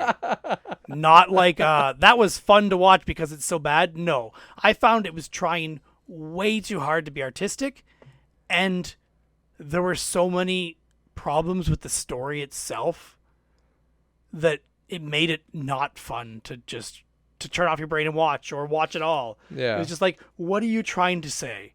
Is what I kept coming across. It was like it was trying to be pretentious and artistic, but at the same time, it was Nicolas Cage in a freaking samurai western. And a bomb like, what do you suit. expect? Yeah, in a bomb suit, and yeah, that was a whole nother thing. I'll say the director is known for making a lot of, like, we'll call it artsy fartsy movies. Yeah, that sounds exactly like what I would expect. So this one, now I haven't watched any of his other movies, so this is all hearsay. From what I've heard, this is one of his more accessible movies.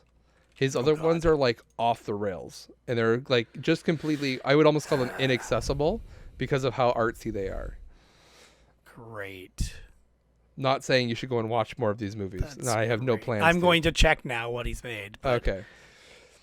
So I'm assuming he's Japanese. Yeah, originally he's a Japanese director. So, and you could tell that there was not just Japanese influence, but like that it was probably made by someone Japanese. yeah, Hence the samurai part. But yeah. and then the samurai parts of the movie were some of the best. Everything else was garbage. Yeah. Okay. Like actual garbage. Like chuck it out.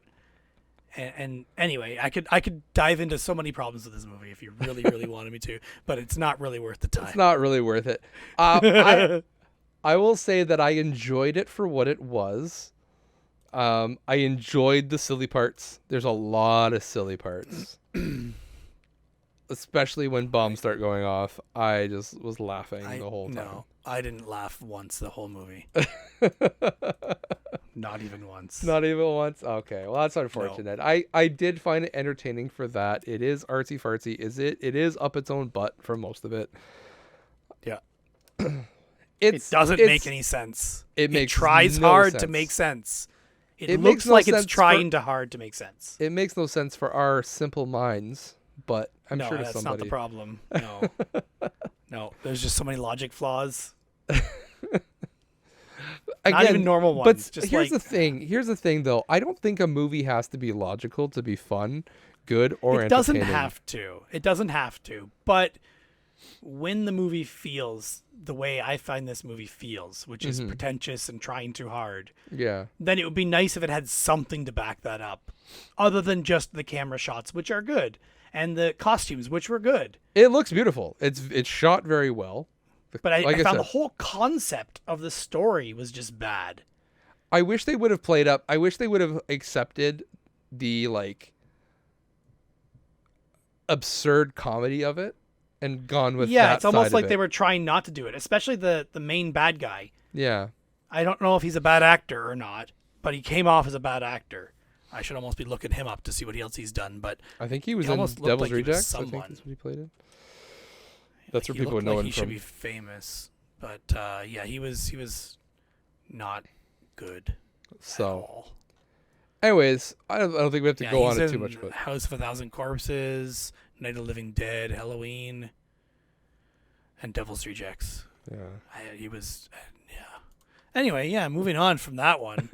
That dumpster fire. If you're interested in, it's on both. It's on my Plex. It's probably, I don't know if it's on yours or if you've deleted it or not. Yeah, it's on my Plex. It's worth a watch if you want to see something really strange. I think it's worth a watch. With Nicolas Cage. Yeah. Yeah. Know what you're getting into. It's one of Nicolas Cage's stranger movies, for sure. And that says a lot. Yes. Like, I told you Ninjutsu was not good. Yeah. Ninjutsu was better than this, in that it actually had a story that you could follow. Seemed to make some sense. Yeah. Yeah. So. Yeah. Okay. Yeah, I could go into it big time. But anyway, moving on from that one. We watched another Nicolas Cage. After I had watched that, yeah, Josh and I got together last Thursday? Was it the Thursday before that? It was before that. It was the one before that. And we watched Willy's Wonderland together. Yes, we which did. is another Nicolas Cage movie. It's also on it's Netflix. Yeah. And it is basically Five Nights at Freddy's, the movie, with Nicolas Cage as the hero character who doesn't say a word throughout the movie. He does make sounds, but he doesn't make a single word in the movie. Yep. Yeah. So this one was more enjoyable than Prisoners of the Ghostland by a lot. By a lot, yeah. It had a story. It made sense. Like, they stuck to their premise. They did do fun little artsy things still, but it didn't detract I from think the movie. they knew what they were doing, though. They did them on purpose. I agree. Yeah. Yeah. Especially the silly stuff. Yeah. It was very silly. Very silly. Like tongue in cheek because you know you're being silly. Yeah. Like, here's the And obligatory. hence the GIF I sent you. Yeah. Like, so good. So good that it's so bad. And that's where Nicolas Cage shines, I think, is he, like, being completely self-aware of what he's making and just throws himself all in on it. I think that is the way that Nicolas Cage should act. So. Yeah, and ninjutsu is not that, just so you know. He's not that character really. Yeah. A little bit, but not much. He's a minor character in that one. Yeah, Willy's Wonderland was good. I would actually recommend people watch it. It's really, really funny. Very entertaining. We even laughed better our to way. watch with someone. Oh yeah, right? we laughed our way through it and it was hilarious. But I don't think watching Prisoners of the Ghostland would have saved it. Which I don't think watching it with you would have saved that movie. No, I don't think so. No. Even though I really wanted to like that movie, I really did. Prisoners of the Ghostland. Like, I was like super hyped for that. Yeah. But You were let down. I was a bit let down. Yes. So, did Josh watch What We Do in the Shadows TV show? No, because I've been watching IT Crowd. I don't have that much Okay. time. Jeez. I have time for other things, but not that. What We Do in the Shadows fine. is on deck, though. I'll say that it's coming up. The IT Crowd I still find it better. That might be nostalgia for me because I watched it, I don't even know how many years ago now I watched that, but like more than 10. Yeah. I could definitely see it just being a show that you just put on. Like, I can see it being one of those, like, for like quote unquote comfort shows. Kind of like a IT Crowd, I Seinfeld totally or could watch that, The yeah. Office or something like that. Something you just put I on. And just did that a few months ago. Like, I'm like, oh, what do I feel like watching? Like, it was late. I'm like, I got to do something, but I want to have something on in the background. yeah. Absolutely. Yeah. IT Crowd, I could do that with. So I think I've seen the whole series 2 or 3 times now Okay. over the years. Yeah. It's good. I have watched, like everyone else. I don't know if Derek has, but everyone's talking about it. I've watched the Squid Game. I have not watched the Squid Game. It is to watch. It's on my list. My neighbor's watching it. He has no blinds on his house because he recently redid his like whole living room, kitchen, and everything. And I was doing dishes at the sink, and straight out the window is into his living room window, and I can see Squid Game on every night now. Look away. And he's not look the kind away. of person I expect to watch that movie at all. But so far, every time I've looked, it's just been a group of those people in those outfits, Okay. like in so their standard nothing, clothing. That's like 3 days in a row now. I've looked out, and he's been watching it, and that's what they're wearing every time. Yeah. that's Although what I they- can see the group shrinking in size. Yeah. I'm like, Yeah. maybe I shouldn't be looking, especially. You trying shouldn't to be say that to looking, myself. especially the later it goes. Yeah. Knowing don't- who is alive or whatever is Yeah. what I was thinking. Yeah. Yeah. Definitely, Yeah. you wanna hold back and try not to watch later on. Is there a reason why it's called Squid Game yet? An actual It's name for based that? on a reason? game. It's based on a childhood game, I guess, that they would play in Korea Okay. because it's a Korean show. Yeah, I knew that.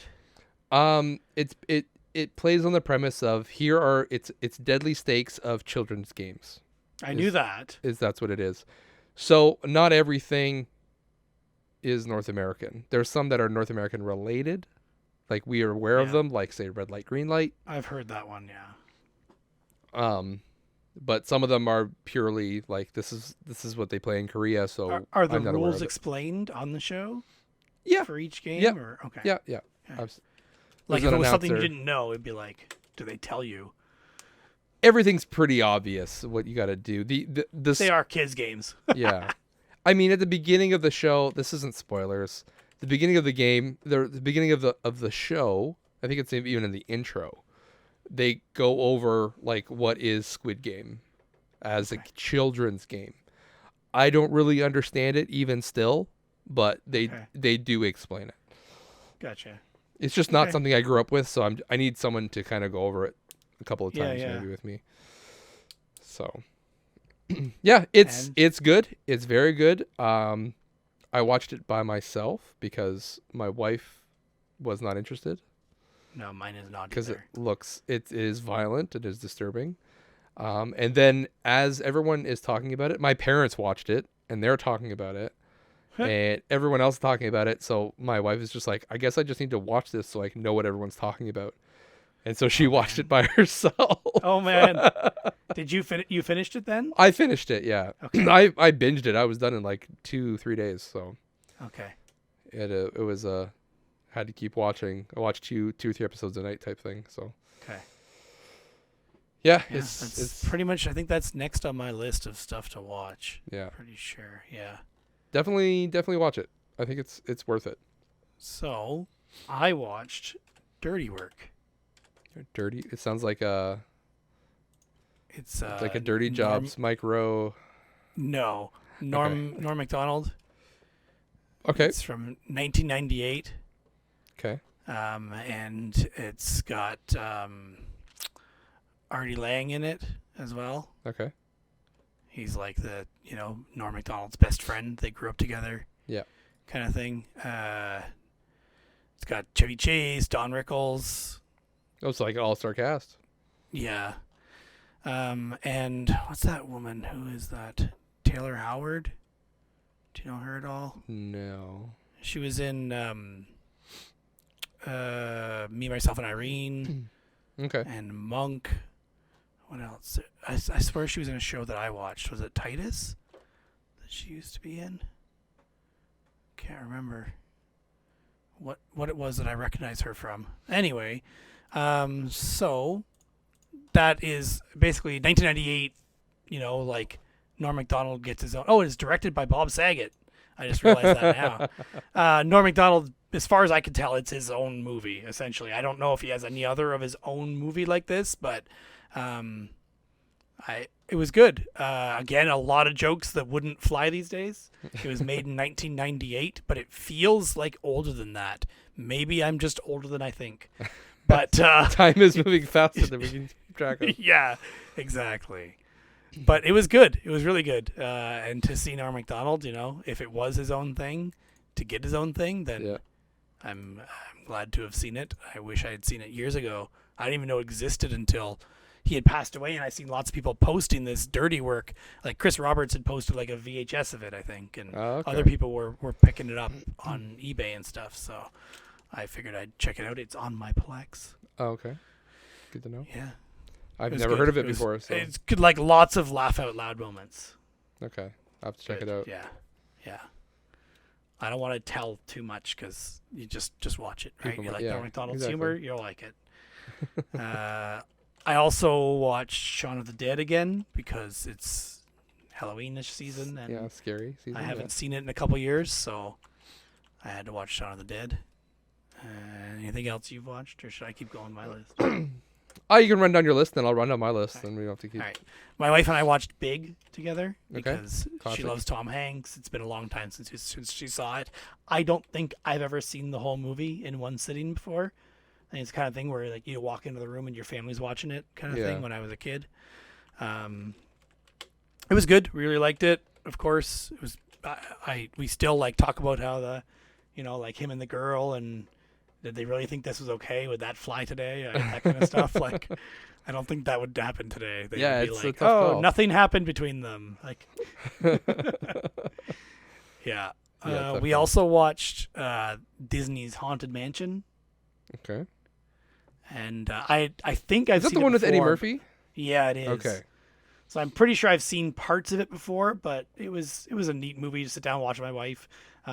We didn't watch it with the kids. I don't think it would have been okay for the kids, if I remember correctly.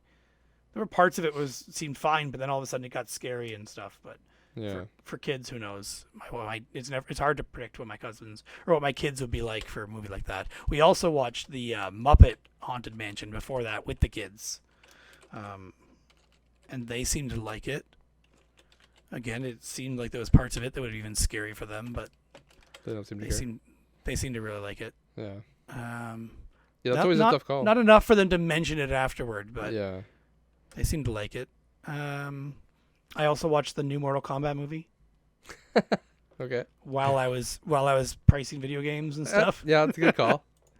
So it was what it was. It was Yeah. nothing. It wasn't great, but I'm glad I've seen it. I really like the beginning of that movie.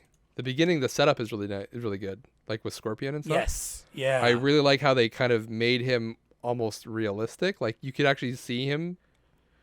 Like, okay, yeah, that would work. I would call somebody who did that Scorpion. Yeah. But yeah, it's Well, I was thinking you were talking about the making of Sub-Zero. That's what I was thinking you were saying at first. Like how no, they I'm did the talking about background like of him and the stuff, ninja attack on Yeah. Scorpion's family. Like that was really, I like that scene. too. Yeah. Yeah. You liked that? Yeah, that's cool. It jumped forward in time so much that I was like, wait, is this supposed to be his son? I thought he had a daughter. And then I'm like, wait, that was a big jump in time. Never mind. This is his descendant. Yeah, generations. Yeah. Yeah, like a lot. But then there would have been more than just one person left over. You would That's the think. other thing. Yeah. They didn't really, like unless everyone was an only child. And the last thing of watching is my wife and I have been watching Sabrina the Teenage Witch again Okay. because spooky season, and it was a good show. And I don't care what anybody says; it's a good show. Like we watched Melissa and Joey years ago because of Melissa Joan Hart in that, and we just remembered loving Sabrina the Teenage Witch, and the show still stands up or holds up. It's still good even for a kids show. Like I laugh out loud sometimes, and I got a quote that I liked on it, but I misquoted it because I forgot the wording. But it was something along the lines of, "I'd rather be jaded than ignorant." Okay. And I really, really like that quote. Especially because my first month at my new job, or my job I started 2 years ago, my boss said, "You're far too new to be this jaded." And I wish I'd had that quote ready for him at that moment. Yeah, it's always hindsight's always 20/20, right? Yeah, exactly. If only. All right, that's everything I got. Okay, where do I start here? Well, we mentioned last episode that our anniversaries were this month, in Yeah. October. So we shipped the kids off to mother and father-in-law, and then my wife and I ordered in sushi, and I introduced her to Ghostbusters. Like she'd never seen Ghostbusters She before. had never seen Ghostbusters before. Oh. There's a lot of movies my wife has not seen. So My wife is in a similar situation. So I'm like, I need to establish the basics, like the basics. with Yeah. you. Like the ones you Yeah. you need to have a kind of ground understanding. We went with Ghostbusters because my son is in It's school. October. That too, but mostly because my son's in school and his new best friend is all into Ghostbusters. His new best friend is 3 years old and has seen all the Ghostbusters. Oh. Okay, I'm not. And my wife sure I was would like do that. 3 years old and he's seen Ghostbusters. Yeah, no, I wouldn't. I was like, yeah, that seems a little young. Anyways, so she's like, well, I've never seen it, so I have no point of comparison. Pretty sure my wife remembers seeing Chucky when she was like 4, but Well, yeah, think she was- everyone has those stories of a movie they've seen Yeah. way too young. Anyway, so I'm like, let's watch Ghostbusters so that you have an idea to understand what this kid is, because they quote unquote are playing Ghostbusters at school, and my son has no idea what Ghostbusters is. Like he has. okay, yeah. So I'm like, let's watch Ghostbusters independently and see if it's something like we could even kind of introduce to him a little bit to see. Yeah. Anyways, we watched it. And my wife was like, no way, that's way too scary for him. What about the real Ghostbusters? So we started watching, I forget, was it the new Ghostbusters or Extreme Ghostbusters? Extreme Ghostbusters, I see you have. Even that one seemed a little bit scary. Like it seemed a little Okay. intense. I forgot that I had the real Ghostbusters on my Plex. Yeah, I have it on So I mine, just hit too. the first Ghostbusters was Extreme on my alphabetical list. So I was like, oh, we'll start with that one. But I might go back and just watch like the real Ghostbusters with him and see how that goes. So at least he has some kind of frame of reference to Yeah. what they're playing at school. So, but now he's also discovered that he likes the theme song. I don't know if he likes it or if he likes it because his friend likes it. But either way, we play it at home and he dances around to it. So I guess he likes it. Okay. I brought my wife into the world of Jurassic Park because she hadn't seen those either. So we're working our way through the Jurassic Park movies, and we just watched the same night we watched Ghostbusters and we watched Jurassic World, which is the kind of the newest, not the newest one, but the newest series, the start of the newest series. Has your wife seen Star Wars? Yes, she has. My wife has never seen a Star Wars movie. You need to fix that. My wife has also never seen Star Trek. I mean, I can understand that. It's a I've TV also series. have It's I've more not of a seen Star choosing. Trek. I've seen some movies, but never the show. I've never seen a Star Trek movie, Okay. but I've seen the shows. I've and seen the bits Love of the Next shows here and there. Generation. So, yeah. Yeah, It's again a hole in my thing that I hope to fill at some point. yeah. But I have a lot That's of good holes. at context too. What other? Oh, Lord of the Rings. My wife has also never seen, and probably will never see. My wife has tried to watch the first Lord of the Rings and she keeps falling asleep. She can't get through it. See, my wife would definitely fall asleep as well.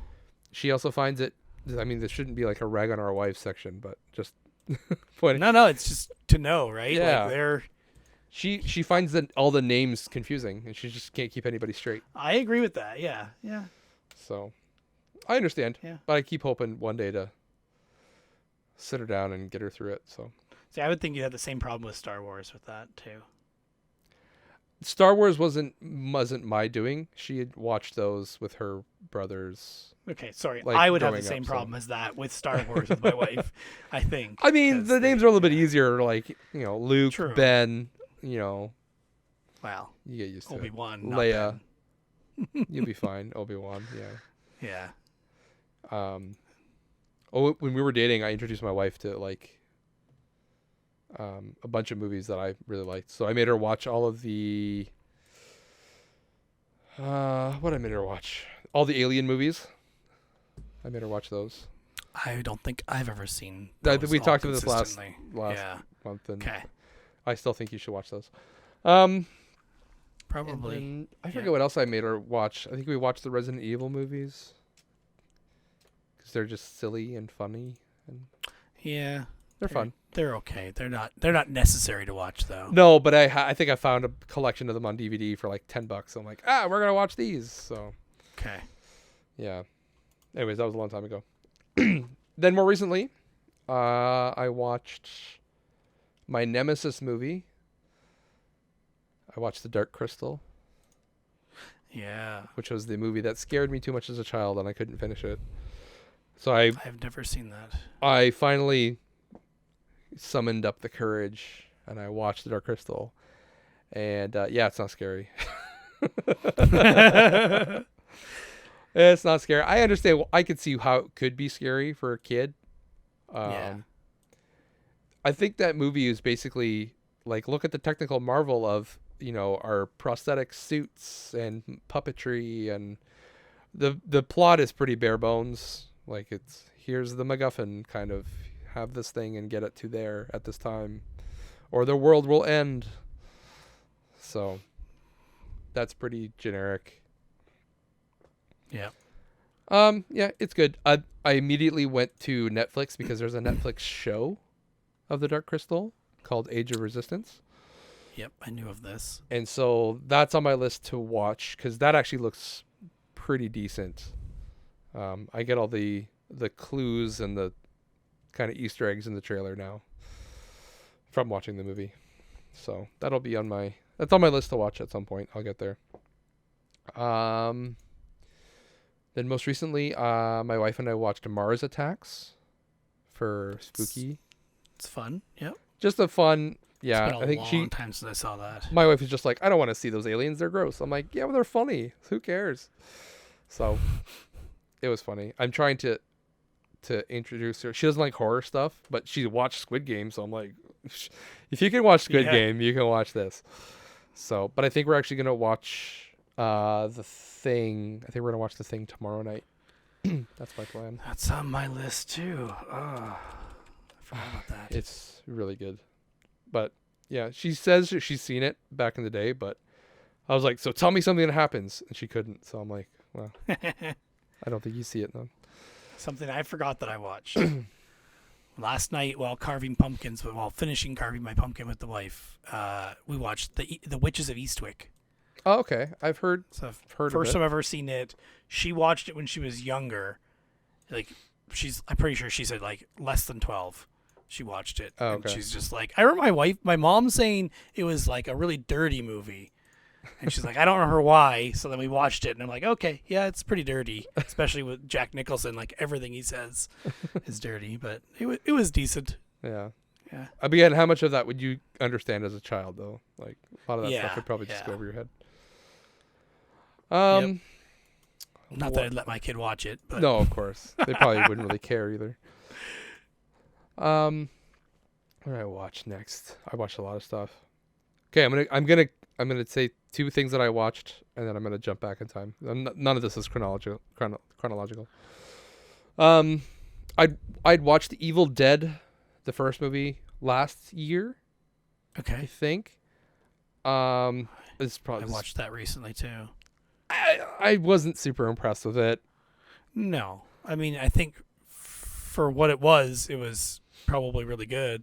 Sure. But Yeah, and again, take everything with take everything for in its time, yeah, right? So, but at the same time, I'm just like, it's fine. And so this year, I'm like, I'm gonna watch Evil Dead 2 just because, it's basically a remake of the first one. hmm So I watched the second one, and then again, it's fine, but I just find it's hard to hold my attention when you're in one location for the whole movie. Like you really Okay. got to be good. And that movies that are just like all screaming, which that is basically just a movie where everyone is screaming the whole time, just loud noises. I just got kind of tired of it. So I'm sorry, I'm not a huge fan. Anyone listening, I'm not a fan of Evil Dead. One So or then after two. that you watched Army of Darkness. Yes. I watched Army of Darkness last night or the night before. I can't remember, just to go through. And that one had the potential to be really good because I liked the beginning of it. It set it up. It was more of a movie, kind of like, here's the bad guy, kind of back in time. Here, I have a shotgun in medieval times.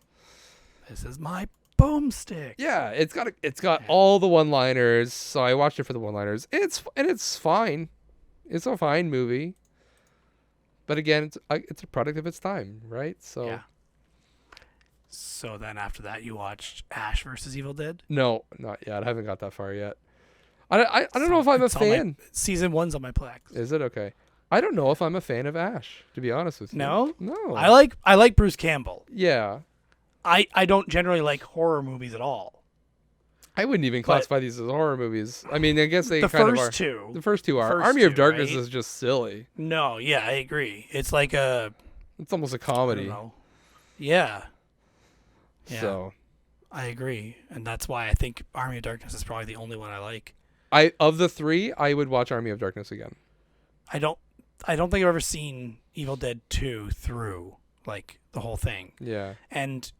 But Evil Dead, when I tried watching it recently, I found myself just bored or disgusted, right? Like some of Yeah. that stuff's like I don't want to see, I don't want to describe things, but I don't want to see that. It's not what I enjoy watching in a movie. Yeah. I was hoping it was just like, I don't know, more clever and funny, if anything. But yeah, Yeah. Yeah. Like I said, like it was just mostly just screaming, and I was just like, ugh, yeah. So stop I ended up screaming. skipping through most of it. Yeah. Okay. Makes sense. We'll probably get some hate for that, but hey, if it drives interaction, we'll take it. All right. No news is no. What is it? No such thing as bad press. Something like that. No such thing as bad press. Yeah. Yeah. Two more things that I want to go over. One, both are amazing. Like, I'm in love. I went to the movie theater for the first time in how long? I did too. Yeah, I figured you would. This would coke something out of you. I so forgot that I went. I Yeah. didn't. I wasn't gonna bring it up then. I figured we'd kind of talk through our movie experiences at the same time here. Do you want to go first? Because you went to the movie theater before I did. went first because I told you I was going. Yeah. And I said I really should have invited you, but never even thought about it. My brother-in-law just messaged me out of the blue and said, "Hey, I want to go see the new Venom movie. Do you want to go with me? None of my friends are vaccinated because they're idiots." I'm like, "Sure, I'll go." I saw the first one. It was good enough, and I don't mind spending some time with my brother-in-law. I don't get to see him that often, and him and I used to do a YouTube channel together, so I went with him and watched that. And I mean, the movie was not as good as I hoped, but it wasn't bad. Especially with the Woody Harrelson, I was really hoping for it to be something special, but Yeah. it was okay. That's a superhero movie. There's always something entertaining generally. Yeah, and I do And, like well, Venom. anti-hero. Like I've always kind of liked Venom Yeah. from like the Spider-Man TV show days. Yeah. Yeah. So good. And the theater itself was like mostly empty. It was super easy. I came with a pocket full of candy and a drinking box because I didn't have. I went on the holiday of Canadian Thanksgiving. I think it was, right? I'm pretty sure. Yeah, I that's when think went. so. That sounds about right. And so everything was closed that day, and I couldn't actually get any snacks from a dollar store or some like Amp energy drink or something like that. So I had to make do with what I had at home, and I did go to a store. I went to Shoppers and got something, right? No, Shoppers was closed too. So I had to go to, where did I even go? I can't remember now. No, I don't remember where I went. Huh. Oh well. My brain is a blank. You had candy. Anyway, I had candy. Candy made it good. Good. I had a movie pass that my wife had it from her old job 3 years ago. Oh boy. So I was just Good thing like, they don't let's. expire, right? No, they don't expire because it's There was a law. Yeah. Yeah. There was a law passed in Canada, or at least because you're Ontario. paying money for it, so it's essentially as good as cash, right? So they can't Yeah. cash can't expire. So I always said there's one movie that would take me back to the theater, and it came out, and that is Dune, from director Yeah. Denis Villeneuve, who I love all of his movies. I've said that before. Well, his mainstream. I haven't seen all of his like indie French film stuff, but anything from like Prisoners up, and I have one of his movies I have on my Plex I have yet to watch. I need to find subtitles because it's in French. I speak French, That's but easy. not that well. Plex has that built in, I thought. Sometimes, Searching for but I couldn't. subtitles. This one I think I had issues with. Anyways, so Dune came out on the 22nd it came out on the Friday, 22nd. So I messaged my dad and I was like, "Hey, do you want to go see Dune?" Because he also hadn't been to the theater, and he had read the book, and I had read the book when I heard the movie was going to come out. And I'd watched the original movie. I think it was David Lynch. I think that did the movie back in the 80s. 1984, David Lynch. Yep. That movie is hot trash. I still want to watch it because I've It's- never seen anything Dune. Okay, if you haven't read the book or know anything about Dune, I've played the video game. okay, that's different. I have no idea about that then. I'm pretty sure it's based on it, Probably. but I barely remember it. I know it's Command and Conquer, like it's like Red Okay, Alert. then that's pretty different then. Um, Anyways, like I would say watch the movie, the David Lynch movie. That's fine if you know nothing about it. It starts out really well. Obviously, he had to cut a lot out to make it into a single movie, which I think that's where this new adaptation is doing right by the series because they're splitting it into 2, possibly 3 parts. Actually, the first book I think they're splitting into 2, but I think Denis Villeneuve said he wants to make another movie after for the second book as a part 3 because it's all kind of the same story. Anyways, Dune Part 1 is absolutely fantastic. It is by far worth going to the movie theater to see if you can. Very large scale spectacle. He did right by the book, right by the author. He had obviously you have to cut stuff out. He shrunk things down, but he hasn't cut out anything important nothing that I remember. specifically. Should I watch the 1984 movie before watching the new one? Yes, sure. Go for it. It's not necessary story-wise. Not necessary, but you will definitely appreciate the new one even more. Got it. That's kind of why I want to, let alone to know where it's coming from, right? Yeah. It's a hard thing to understand. If you can't read the book, which I would still recommend the audiobook. That's how I did it. I don't. Audiobooks I would do if I can get them, but I can send you this one. It's not hard. Actually, no, I can't. Maybe I can't. I think I got it on Audible. Either way, it's not hard to find. It is. I think I appreciated the movie even more. I think that everyone can say this about, like, I appreciate the movie even more because of the book, because I knew what was going on, and like they're saying things that if I hadn't read the book, I'd be like, what the heck are they talking about? So I found that for Ready Player One, where it's like, oh, they Yeah. meant this. They said it differently because it's a movie, but they meant this thing. Yeah, exactly. Yeah. And same thing. Like I did the audiobook of Ready Player One before the book, Me before the too, movie, yeah. and I appreciated the movie even though it was very different. Yep. But obviously the book is still better. But this one, I would say that the movie, well, what they cover in the movie is on par with the book, and that's just my opinion. That could be sacrilege to some people, but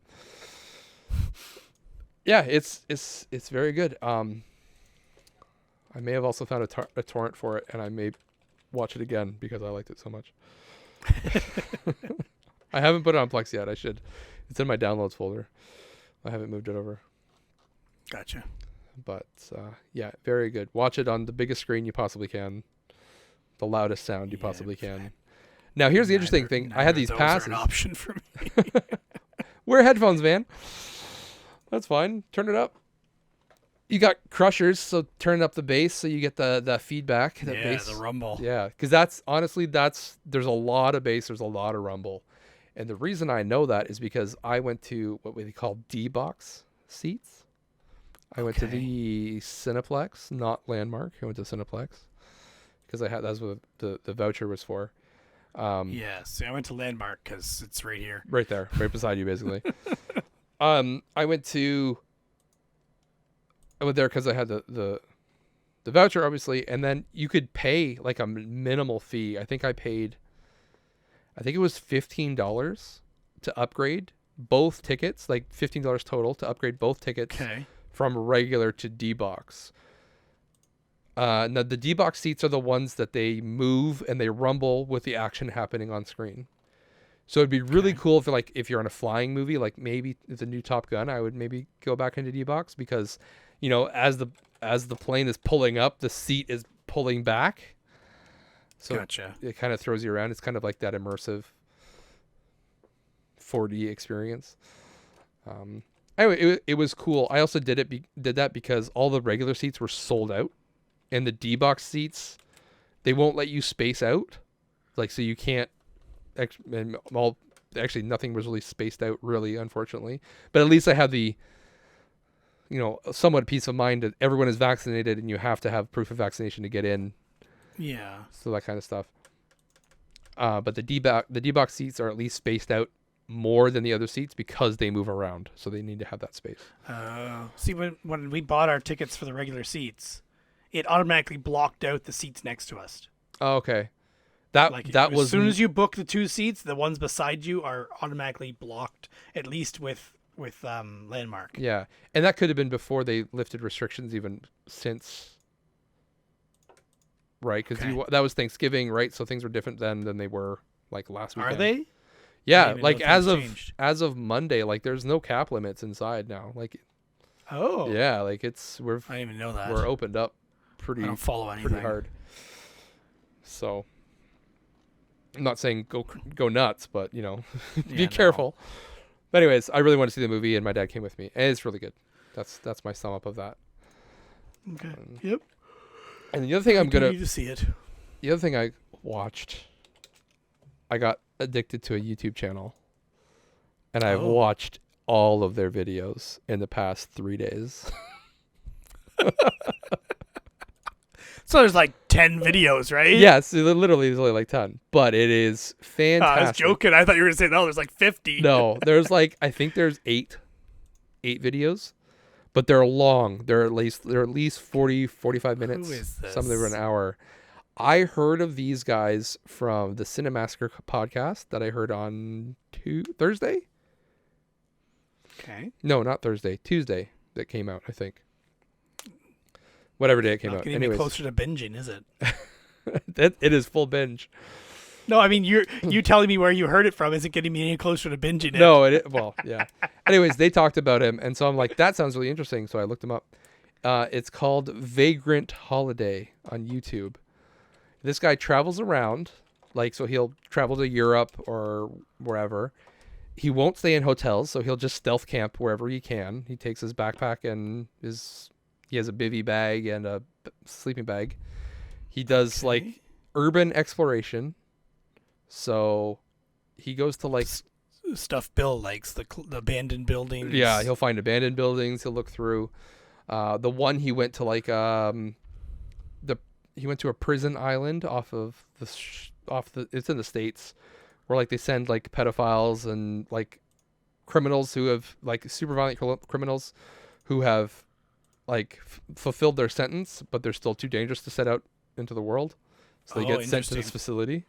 So it's it's a forbidden island. You're not allowed to go there, but he kayaks over and explores the island. And he's dodging patrols and sleeping on the beach, and then it's crazy. So he's exploring this prison and the old houses. And there used to be people who lived there. They all got kicked off the island, so he's exploring their houses, and crazy. And he goes to Europe. He travels around. He goes to Paris. He's sleeping in wherever he can find, and he gets into attractions. He doesn't want to pay for anything. He's literally a vagrant. So he finds ways to get into places that he shouldn't be. He climbs up. There's scaffolding around a church, so he jumps the fence and climbs up all the scaffolding to the top at night. And interesting. His thumbnails are terrible, and his video names are terrible. Find anything, how could you find this if someone didn't recommend it? Anyways, but if you want to pull this into video games, he clearly sells video games. He makes mention in one of his videos that he sells video games to fund all of this. Oh, so he'll go to Europe for a month and travel around, and he's 30, 40 days, and he spends $1,000 to do all of his traveling, including flights. Huh. And he does everything, and he makes references. He'll be going somewhere and he'll be oh, this feels like I'm walking through Skyrim or something like that, and he'll play some Skyrim music as he's doing something. All of his intro and his music, that everything's all Red Dead inspired. So it's very entertaining in that aspect. Or he's he's crawling through the abandoned prison, and he's just he's climbing through the plumbing way down in the basement and finds a dead end, and he's just oh, is this where Pyramid Head comes out to chase me? So of course he's doing it all at night too, right? So but yeah, fantastic. He goes to Japan. He does the Japan trip, and his commentary is hilarious. I think he's putting a lot of it on, but he's just hey, well that I just swore. That was my first swear. I just swore. Good job. I gotta mark my time. Kick you off the show. I'm done. There's a lot of swearing, so don't watch around kids. But yeah, my pen. Our show, you doesn't mean, work. right? Yeah. Yawns are starting. Oh man, we're in trouble. But yeah, really, really fun. Go and watch that. Okay. He train hops. Train hopping is always fun. I watched a train hopping series with a guy named Brave Dave, and he freight trained across Canada from now Quebec. He's dead, Dave. He's from Britain. He traveled over here, freight hopped from Quebec out to BC, and then flew back to the UK, and then he came back to do it again. But then the guys at customs were you're wanted in Canada, so you can come in and get arrested, or you can get on a plane and go back. And he's I'll go back. The only reason I don't want to watch these things is because it's they're doing illegal stuff. Don't do illegal stuff. Well, Brave Dave was kind of dumb because he showed his face doing it, so it's really obvious. This guy never shows his face. You'll never see him. So, the last one I watched, he went to. I mean, he called this spoilers for a YouTube channel. That's fine, but he goes to Mexico, and he's traveling around. He's like sleeping on someone's roof and like a abandoned roof somewhere, but there's people living, I think, underneath him, and it's strange. Anyways, the video ends. He's just like, yeah, I got robbed. They took my camera. They took my phone. I got nothing. Like, this sucks. And that's the end of the video. It's just like, they took my camera with my SD card at the second half of my trip, so I'm sorry. Okay, so I was going to say, did you lose footage from that? Or? Yeah, apparently it just runs through. So, yeah, it's a fun channel. Watch it. It's on my watch list, although there's 1,000 videos in front of it in my watch list. Not exaggerating. Not exaggerating. I believe it. More than 1,000. I went through that a lot faster. I don't watch YouTube like I used to anymore at work. You just watch my videos, right? Watch 24 hours. Yeah, I do. I usually comment on them too. That's true. I was just trying to be funny, but yeah, it's true. Yours and Q Dogs, if they're out, I watch them. There you go. But, way to go. Yeah. I usually watch the Q Dogs when I'm at work on my lunch. Watch them while I eat a sandwich and then back to work. I can watch while I'm working. It's just I get distracted too much. I also watch Matt's Off-Road Recovery. Oh, yeah. I've seen that too. Yeah. I like that. Good stuff. Because it's off-road, right? Yeah. And towing videos are already kind of neat. But he's doing off-road stuff. He's also building vehicles. Yeah. Yeah. Cool. Jeez. We went through that a lot faster than I thought we would. We're not even at 2 hours yet. Well, then maybe your butts feel warm. Uh-oh. Because you're in the hot seat. I'm so surprised. And everyone else was surprised too, because they were wondering what it was I was hinted about before. What's the recurring segment that we stole from someone else could it possibly be? There are so many of them. So this one is actually stole from a different podcast. Okay. But I use it as a hot seat, but the actual questions are from somewhere else. That's fine. And then I added to it. And then you reminded me that Halloween is already over for everybody listening, so maybe I shouldn't do Halloween-related stuff. But maybe I'll do it anyway. We can. It's okay. We've already disclaimed that this isn't our Halloween episode. But we can still reference. And everybody's listening to this 2 days after Halloween anyway, so because everybody listens. Except for the Q Dogs. Eric's probably listening to this in 2023. Let's be honest. He's probably started this 2 days after or 3 days after Halloween, but he's not going to finish it till the end of the month. So okay, that's better than what I said. All right, so I copied this from Tadpog podcast, which is Tyler and Dave Play Old Games. If you don't listen to it, Josh, you should. I did listen to some. It's definitely not clean. Yeah, like not for children. I wouldn't even probably listen to it with my wife in the room because some of their jokes are just so far gone and so inside jokes and so dirty, but it's really funny. And I've been listening to them for like 2 years, I think. Really good podcast. Anyway, so this is a love, marry, kill. Oh. Where love means you get it one time, and after that, never again. The one night stand, yeah. Yeah, marry is you're marrying it, you're with it forever. Life, and kill is it's gone, you're never seeing it again. Okay. All right, I'm ready. First one, these first ones are directly from their show. Okay. Star Wars, Star Trek, okay, and Stargate. Oh, easy. I would marry. Oh, sorry. You want to do love, marry, kill? That's the thing, right? Yes. So love first. Yeah, sure. It doesn't matter what order. I would love Star Trek. Okay. So one time it's gone. One time it's gone. From what I know of Star Trek. I've never. That's fine. Yeah. I've really seen it. You admitted earlier you're not that familiar. Yeah. Okay. I gotta put my disclaimer now, in case people skipped ahead. Yeah. I would marry Star Wars. Absolutely.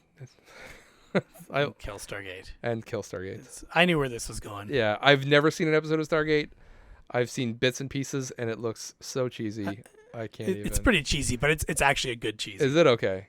So come on. It has Oh my gosh, I can't remember his name.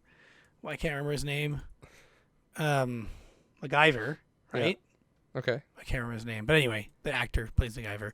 He's in it. And that's the reason I first ever watched that show. But I haven't watched that much Stargate, but there was a while there, like a month where I was watching it regularly. Yeah. When I was, I don't know, like 13, 14 years old, I'm guessing. I've meant to watch more sci-fi show things. I have a couple on my Plex that I've been meaning to watch, but Stargate is not one of them. I'm sorry. Battlestar is one that I keep meaning That's one to that I need to get as well. but it's huge. I have the whole DVD set that I found in the garbage that I have to watch, but at some point. Yeah, I had it on my Plex for a long time, and I think it's gone. You had to make room. It took up like 80 gigabytes. Yeah, sure. I believe it. Now including the movies too. I think too. I could see myself switching Star Trek and Star Wars because I'm basing my memory of Star Wars purely on nostalgia, on that, like the original trilogy, and some of the prequels, and like some of the new ones. Like, there's not a whole lot of good Star Wars out there. See, and I've never seen the Star Trek movies, which I always hear they're not great, or maybe there's one or two good, but that's something I need to rectify someday. Yeah, I mean, this is bad from a Star Trek person would not appreciate me saying this, but I like the J.J. Abrams ones, like the newer ones that came out. Yeah, I don't. So I watched the first one, it made me angry. I can't even remember why anymore. Okay. Because it's been so long. Yeah. Right? When it first came out, I watched it. I'm like, this is garbage. This isn't good. Yeah, that's fair. But see, me, who's not a Trekkie, I was just like, yeah, sure, it's fun. Yeah, and I could see that. And then second one, and that's a good thing for it to bring it to a different audience. Yeah, right? Exactly. That's what it was trying to do. It wasn't trying even if the audience has to be dumber to like it. Hey, I'll take it, man. Again, I don't remember. Okay, second question. All right. Tater tots. Okay. Potato wedges. Waffle fries. I would love tater tots. I think I would marry wedges, and I would kill the waffle fries. Really? When's the last time you had waffle fries? I don't think I've ever had a waffle fry and been like, wow, that was a good waffle fry. I think I would eat that all the time. So maybe I just haven't had good ones. Times. Okay, we'll find waffle fries. My wife and I know of somewhere that has good waffle fries in town. Okay. I just can't remember what restaurant it was. Okay. And they were awesome. And we've had tater tots with like the kids, and I remember having a couple.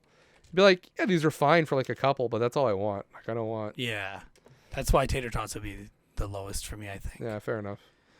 Now I need to message my wife and say, what place in town had the good tater tots? Or sorry, had the good waffle fries? That's a whole different question. Yeah. Hey man, give me some tots. I can't remember where it was, but they were so good. The waffle fries. Anyway, next one. Konami. Okay. Capcom. Okay. Square. That's a tough question. I think I would love Konami. And you can frame it by the time frame too if you want, because I mean today is different for all three. For companies, both of them, yeah. I'll say let's just go on like more recent of the three. Okay. I think I would love Konami. Actually, no. That's a tough one. Either way, Square is killed. Like Square is gone. I don't think they really make anything I'm really interested at all. The only thing they've made recently that I've liked, I think they only published, was the new Tomb Raider trilogy. I've liked the remake. I haven't played the other two, but those are developed by Crystal Dynamics, but published by Square, I believe. Now I need to see who did one that I like. I think I like more Capcom games than Konami games. Especially old stuff. Yeah. That's the way I was thinking of it as well. I mean, although Turtles in Time was a Konami game, and it's all Konami. That's tough. But see, it wasn't actually Konami. It was their spin-off, but still, it's Konami. It's Konami. I'm counting it. But then Capcom made like DuckTales, and I love DuckTales, the game. And what else did Capcom make? The Mega Mans. Mega Mans. I'm more likely to pay Mega Mans. Yep. Jeez. Capcom also made Dead Rising. Right? It's true. Yeah. Street Fighter. I'm not a fighter guy, but they made Street Fighter. Yeah. There's a place in my heart for Street Fighter, but I'm no good at it. But then Konami made Contra. Turtles. Even their like all their new Turtle stuff is all Konami, not Ultra. Should grab my Capcom Classics collection off the wall. There you go. Yeah. Yeah. I think I have Konami one as well for Xbox 360. There's a Konami Just collection. a Oh yeah, there is Konami. Yeah, so there's two Konami of made them, right? like all the Castlevanias, which I haven't played really any of them, but I have the collection. Yeah, I think I'm gonna. I think I would love Konami and I would marry Capcom. I think there's more Capcom games that I would play. Okay. And then yeah, So kill Square. The only one that Square was for me was the Just Cause series, but they're not the developer, they're the publisher. I see. I'm kind of counting that as the same. Like if their name is anything on by it, them, they're out. yeah. If their name's on it, they're out. I could live without it if I had to. But either way, I really don't care about any of the companies. That's just me. Anymore. Like with what they're doing today, I don't care. Yeah, that's fair. Yeah, even with what they've made, I could go without playing any of them again. Turtles in Time is the only one that I'd care about Yeah, that's fair. playing it again. All right, next one is Nerds, Jolly Ranchers, or Sweet Tarts. I would. This is hard because two of these things I eat regularly, and one of them I don't. And I don't know if I could pick between the two of them. That's the thing. So the don't is obviously your kill. Yeah. So the kill would be Sweet Tarts Okay. because I don't eat those. Even though I know the other things are pure sugar, that one, the Sweet Tarts just taste like pure sugar to me. Gotcha. And so that's why I'm just like, I feel nothing's healthy, but I feel healthier eating the other ones. It's totally the opposite. It's the opposite. probably. Yeah, I know. But it's Yeah. just in my mind, this is how I justify it to myself. Nerds would be number one for me, for sure. And see, I eat more. I think you even asked a question about favorite candy, didn't you? Yeah, I think last maybe I did. I can't remember. You asked about my shirt if I had a T-shirt. Yeah, I for it, knew. didn't I you? knew that was. We talked about nerds because you had a nerd shirt. But I think it was like, Yeah. what's your favorite brand? I think was the question. Okay. But see, I eat more Jolly Ranchers than I eat nerds. Oh, interesting. I used to eat a lot of Jolly Ranchers when I was in high school. I remember biking from my house to a girl's house to hang out on her front porch, and I brought Jolly Ranchers, and we ate Jolly Ranchers together. Did you share the Jolly Rancher back and forth? No. Gross. Come on, Derek. We know how you are. Oh. I think I did save all the blue ones, though, and not share those. Yeah, so don't share the blue ones or the Pretty watermelon sure. ones. Don't share those ones either. I could do without watermelon. Oh no, It's watermelon. okay, but Watermelon's my the favorite. Blue raspberry is the best. I think I will. You're really stuck here. I'm stuck. I think that there are Jolly Ranchers that I like and some that I don't like. So I think that will be my love. Because nerds, I will eat all of them. I don't. Yeah. So The only ones that aren't amazing, I think, are peach. for the And nerds even one. yeah. Yeah. for Even then, nerds. they're probably fine. They're probably yeah. Whereas, like, if Jolly I had to choose Rancher- them. Yeah. Jolly Rancher, there are some that I actively pick out, and I don't eat them. Like I don't eat the green apple one. I think those ones are gross. I'll take it. It's not the best, but I'm not yeah, gonna throw I'll anything I'll out. have it if they're it's at the bottom of the pack. Yeah. Cherry is like close to the bottom, but not my favorite. But yeah, the blue ones, blue raspberry and watermelon are all day. All day. So All right. I the rest of these are my own creation, okay. but there are 9 of them combinations to choose from. Okay, so we gotta go maybe faster. I went overboard. I'll go faster. know. I'll go faster. I won't think so All right. hard. All right, moon pie, passion flaky, and Twinkie. I haven't had any of those. You've never had a Twinkie. No. You've never had a passion flaky. No. And you've never had a moon pie. No. All right, we know what we have to get for Josh. I may have had a Twinkie. Maybe. I don't think I was very impressed. That's why I don't remember, because I had one and I was like, nah. All right, I'm messaging Cynthia saying we need to buy those. All right, this is going to be really short. Then. Okay, chocolate Swiss roll, Okay. Joe Louis, and jelly log. I haven't had a jelly log. It's basically the same as the Swiss roll, except it has jelly in the middle and no coating on the outside. Okay. Well, I'll put that one as a kill just because I don't know. That's fine, yeah. I will marry a Joe Louis all day, and I'll love the other one. Okay. There you go. That's solid. All right, crunchy, crispy crunch, caramel. These are chocolate bars. I don't know Sorry, if say that everybody again. has those. Crunchy. Crunchy, which is the sponge toffee in the middle. Yeah. Crispy crunch, which is the what am I thinking? Well, I can't even think of crispy crunch. It's the peanut buttery Yeah. Crispy. hard Yeah, I know. stuff. Yeah. Yeah, and caramel, which is caramel in the middle. I think I would love the caramel. Because Okay. I'm not a huge fan of caramel, but I'll take it once in a while if I have to. Well, just once in this case. Or just once.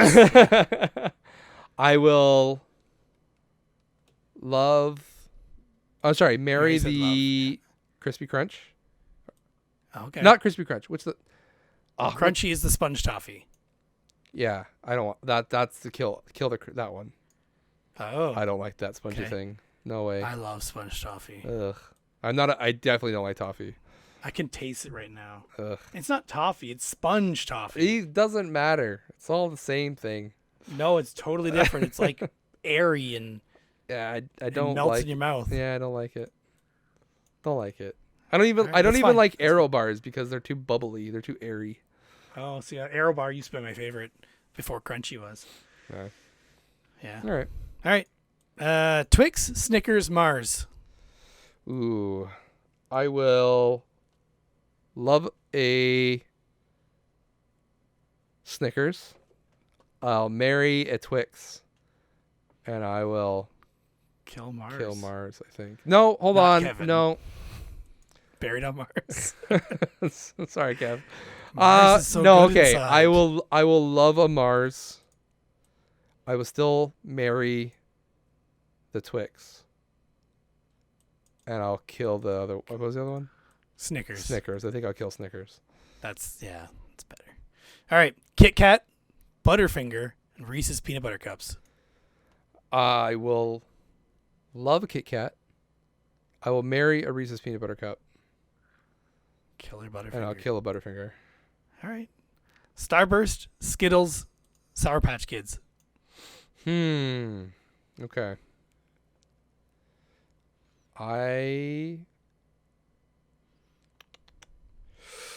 I will love Sour Patch. I will marry Skittles. And I will kill Starburst. Okay. Starburst is just too much work. Way too much work. I wrote these ones on the toilet, by the way. Whoppers. I'm very inspired. Yeah. Whoppers, Hershey's cookies and cream chocolate bars. Okay. It's white chocolate with the brown chunks, and M&Ms. I will love a Whopper. I will marry M&Ms. And I'll kill the other one.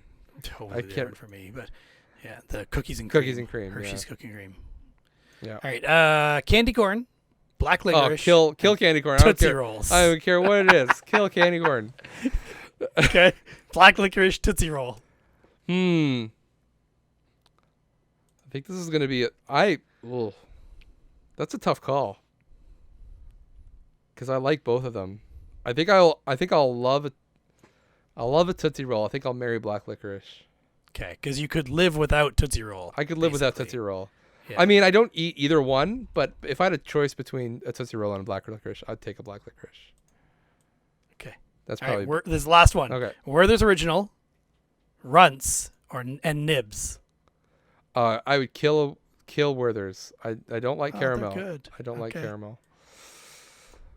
I love Nibs, and I'll marry Runts. I think I had this conversation with my wife. Yes, not I would love, marry, kill, but I was just like, wow, she's really intelligent. She can predict the future too. I don't know. I like Runts, man. Runts are so good, even though those are pure sugar. Yeah, 'Cause we were talking- Well, it's all pure sugar. We were talking about that fake banana taste, yeah. like whether you Yeah. like banana flavored things. Okay. And she that was like, actually where that conversation on the podcast they talked about Runts, and that's where that went. oh, okay. Was a lot of them hated fake banana. I love fake banana. I love the taste of it. I like it. So I eat all the other Runts and I save all the banana for last, and I just take a big mouthful of banana. Me too. Yeah. Yeah. So delicious. Speaking out of context. Alright, I think that's everything I got. You're off the hot seat Woo. finally. That was hot. It was long, if nothing That else. was a long one. Yeah. Oh man, I didn't prepare a hot seat for you. I'm sorry. We should be But you kind of went through those. with double me too, checking my I audacity was still going. think. Can you imagine? Yeah, start over. Start over again. Do a What re-record. else was I? Yeah. We'll just pretend it never happened. Sorry, guys, we missed a month. Here's a one-sided if you wanted a conversation. podcast. Everyone will just hear my side. Yeah, there you go. There you go. Now you're thinking. Oh, jeez. So, anyways, a little bit back to what we're watching. I'm talking about future. I think I mentioned it. I was going to watch The Thing with my wife tomorrow. That's the plan. I think we're going to do Pumpkins with the kids tomorrow, and then The Thing in the evening. But then on Halloween nights, last Halloween, I watched The Shining for the very first time. I'd never seen it before. That's one I need to see. I've never seen the whole thing. I've only seen like references. Yeah, that's the thing is, I know all the references, so I need to watch the original. So I watched that last year. This year, I'm gonna watch The Exorcist. I think, because I hear everyone talk about it. It's a lot of like references. It's kind of one of those cultural things. It's movies that I hear is like scarred children for life type thing. So Yeah. I'm gonna watch it. That's my plan for this Halloween scary movie. I've seen parts of it as well, but again, that's one I could totally skip just because I don't care for the scary Yeah. So or the or the gory. I don't even know if maybe it is. I think there's a gory part, but I don't even know it's that gory. So, Yeah, true. but that's Yeah. that's my plan.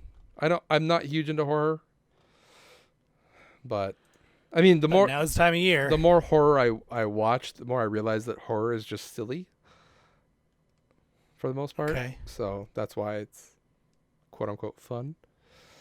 So it's very rare that I see a horror movie and I'm actually scared by it. Actually, I don't actually remember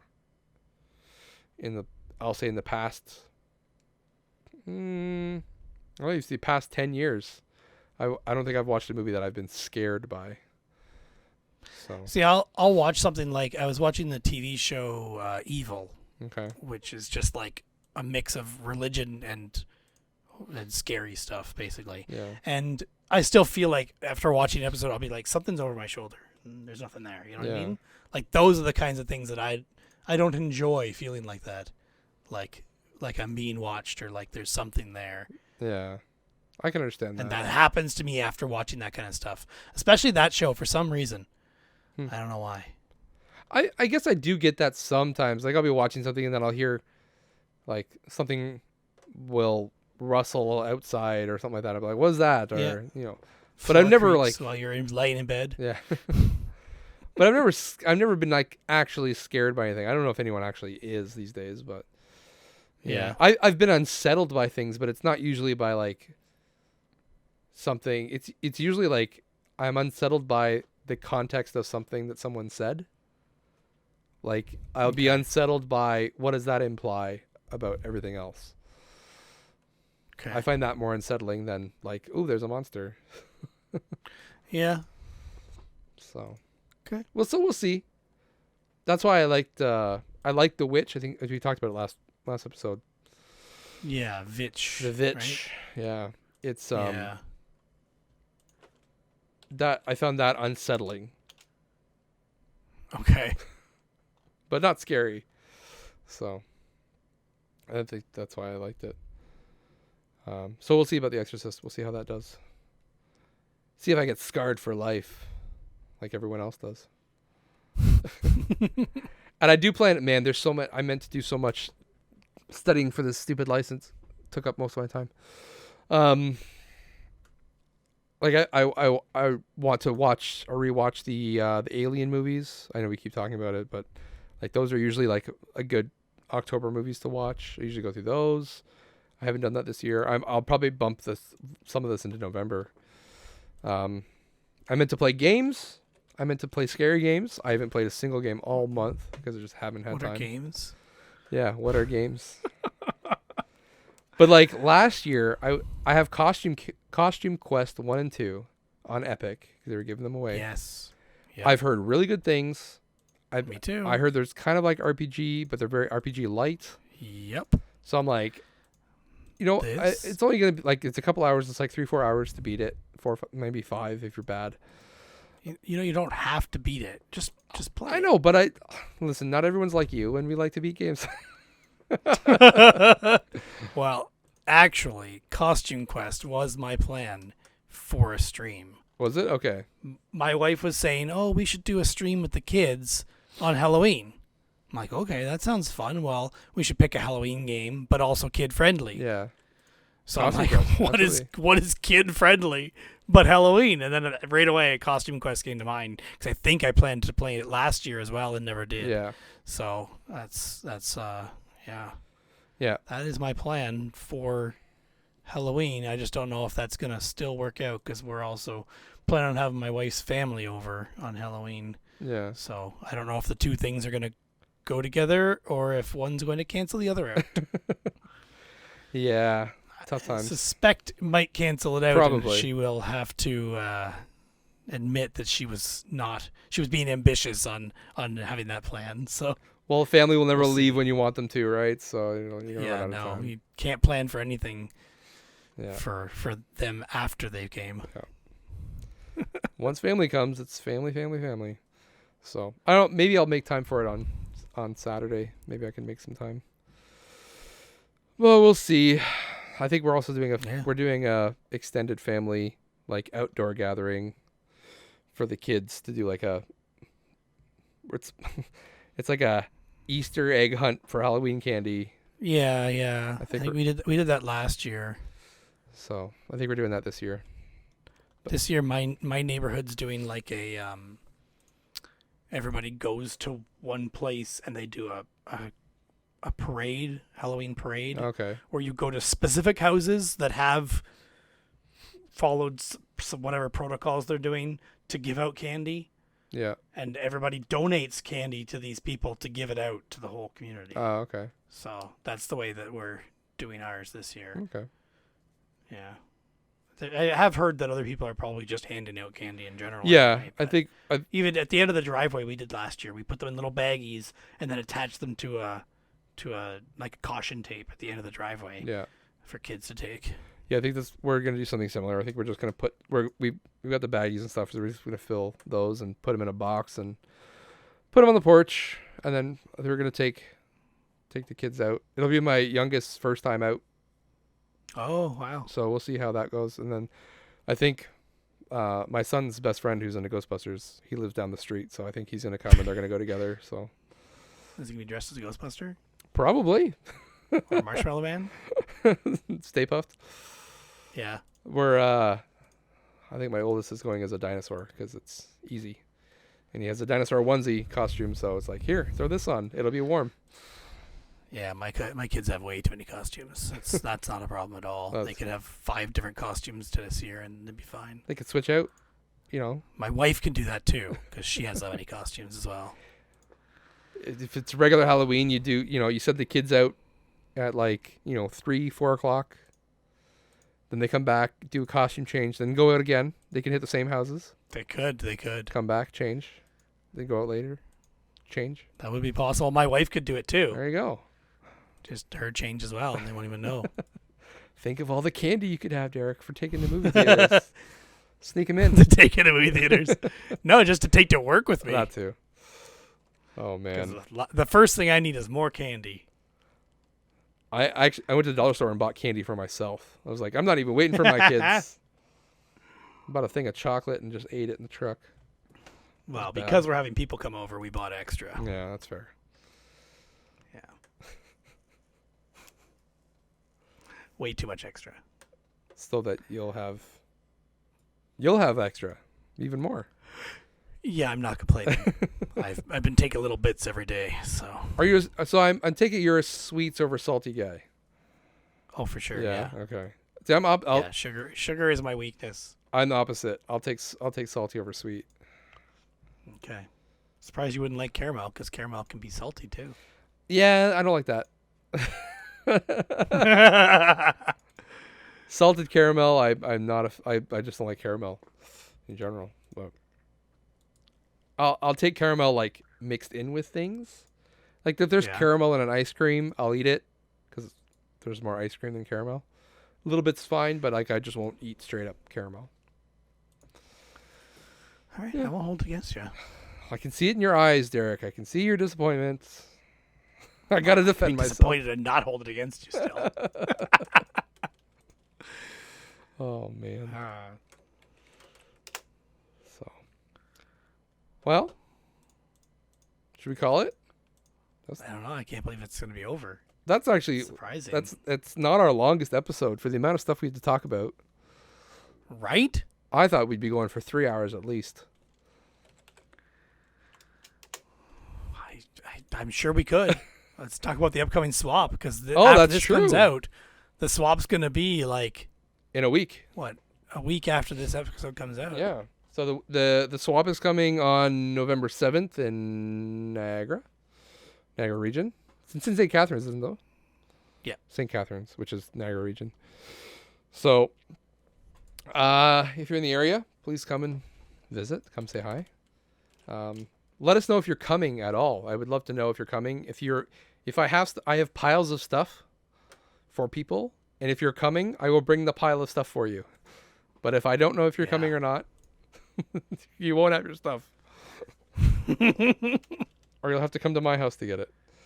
Or wait till the next swap. Or who knows. Or do like Hodge and get it shipped. Yeah.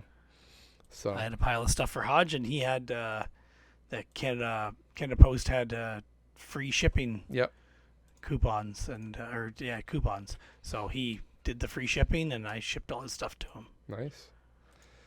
I mean, you could have just waited till the 7th, and you're going to see him then. So. Well, when he did when we arranged the shipping, he wasn't planning on coming yet. Yeah. Yeah. Well, anyways, Nintendo Hodge will be coming, and he'll be there, and we'll be there. We'll be there, and of course Ted will be there. Play his guide. He's the organizer of the event. Yeah, I still have so much more stuff to get ready for the swap. It's not even funny. How's price? I've gone through most of my video games. Okay. Most of that stuff's priced. And today I left for work in the morning. I thought, I got to grab a stack. Like, there's a couple things I set aside that I was forgetting to price because I'd set them aside on my shelf. So I just made a small stack of like 10 games or 12 games. And I put them on the table with price stickers and a pen and texted my wife and said, if you feel like pricing some games, I left the stack out. So she messaged me at first with, what's the difference between PAL and not PAL? And then what's JP for Japanese on Wii U games? So I explained the difference in the text, and she priced all the games, and she said, next time give me more. I'm like, okay. You said, look in the living room. Yeah, well, I actually said, your next challenge is to list this Furby on eBay for me. Because that's been 3 years now that I haven't done that. So yeah, the joys. It's been a while. I haven't been listing anything on eBay. I'm saving everything with the swap, and then whatever. I know, that's the thing I was doing too. I was like, should I remove all my ads off eBay so they don't sell while I'm there, it's pretty unlikely they're going to sell while I'm there. If they do, I've had it before. Like I've sold stuff at the swap that I've had on eBay. Yeah. So as they sell, you just pull them down off eBay, right? I gotta remember what I have on eBay is the problem. Well, you got your phone on you. You can let's look. Yeah, the swap tends to be busy. Is the problem. You'll I have help. Yeah, my wife is coming, so we'll have that. Or if you make a list, just to have like highlight the ones that are on eBay. So if they sell, you can just know to. Yeah. See, I wasn't planning on making a list, but I probably should. Yeah, I probably won't. What we've done in the past is we've just written it by hand as it sells. Yeah, And then how much we sold it for. try to keep up. Yeah. Hey, we've gotten behind before and we've missed things before is the problem. Yeah. Yeah, that happens a lot with did- me. I did pick up a, from the bin store, I picked up a small numpad only of the keyboard. Okay. So it's just the number section of the keyboard. Yep. And I was thinking I could plug that into a phone and have it as like a calculator where you can quickly type numbers to do the math. If you're Mhm. like this plus this plus this, bam. Because sometimes you just sit there and you're like, my brain is fried. I can't. I need to eat something. I need to go to the bathroom. Whatever it is, I just can't think. Yeah. Yeah, so it's nice to have a little Yeah. aid. Could also just have a calculator. That would work too. But Or you could just use your phone. this thing was like a normal $1, so person. I'm like, yeah, I could also just use my phone like a normal person. It was $1. I'm like, I'll use it sometime. Maybe the swap. Yeah. Oh, speaking of which, I need to find my cash box. Where did I put that? Ooh. Oh, Do you want to have wads full of Oof. cash in your pocket? Wear some cargo shorts. yeah, there you go. I'm not gonna lie, I haven't had cargo shorts in probably 15 years. Toonies on this Yeah. pocket, loonies on this pocket. Yeah. Huh. Just looking at my stuff on eBay now too. I'm just like, I don't know. Some of these prices are too high. Some of them are just not selling for whatever reason. I sold something random on eBay today. Yeah. I didn't expect it. I priced it already for the swap, and then Huh. had it priced higher. And I but- unboxed everything. I unboxed everything that I had boxed up ready for selling on eBay Yeah. to price them. I think I've got one thing that I got to unbox, but I mostly just leave everything. I leave everything boxed, but I don't tape anything up until it's ready to go. So I can, See, I don't do the final taping, but I'll put a piece of tape over top and a label on it showing what it is. yeah, that's what I do too. Yeah. Just the label saying what it is, and I also write the measurements and the weight on it as well, I do that too. Yep. so I don't Yep. have to do it later. Same here. Especially because when you were using Shippo, it made you retype them.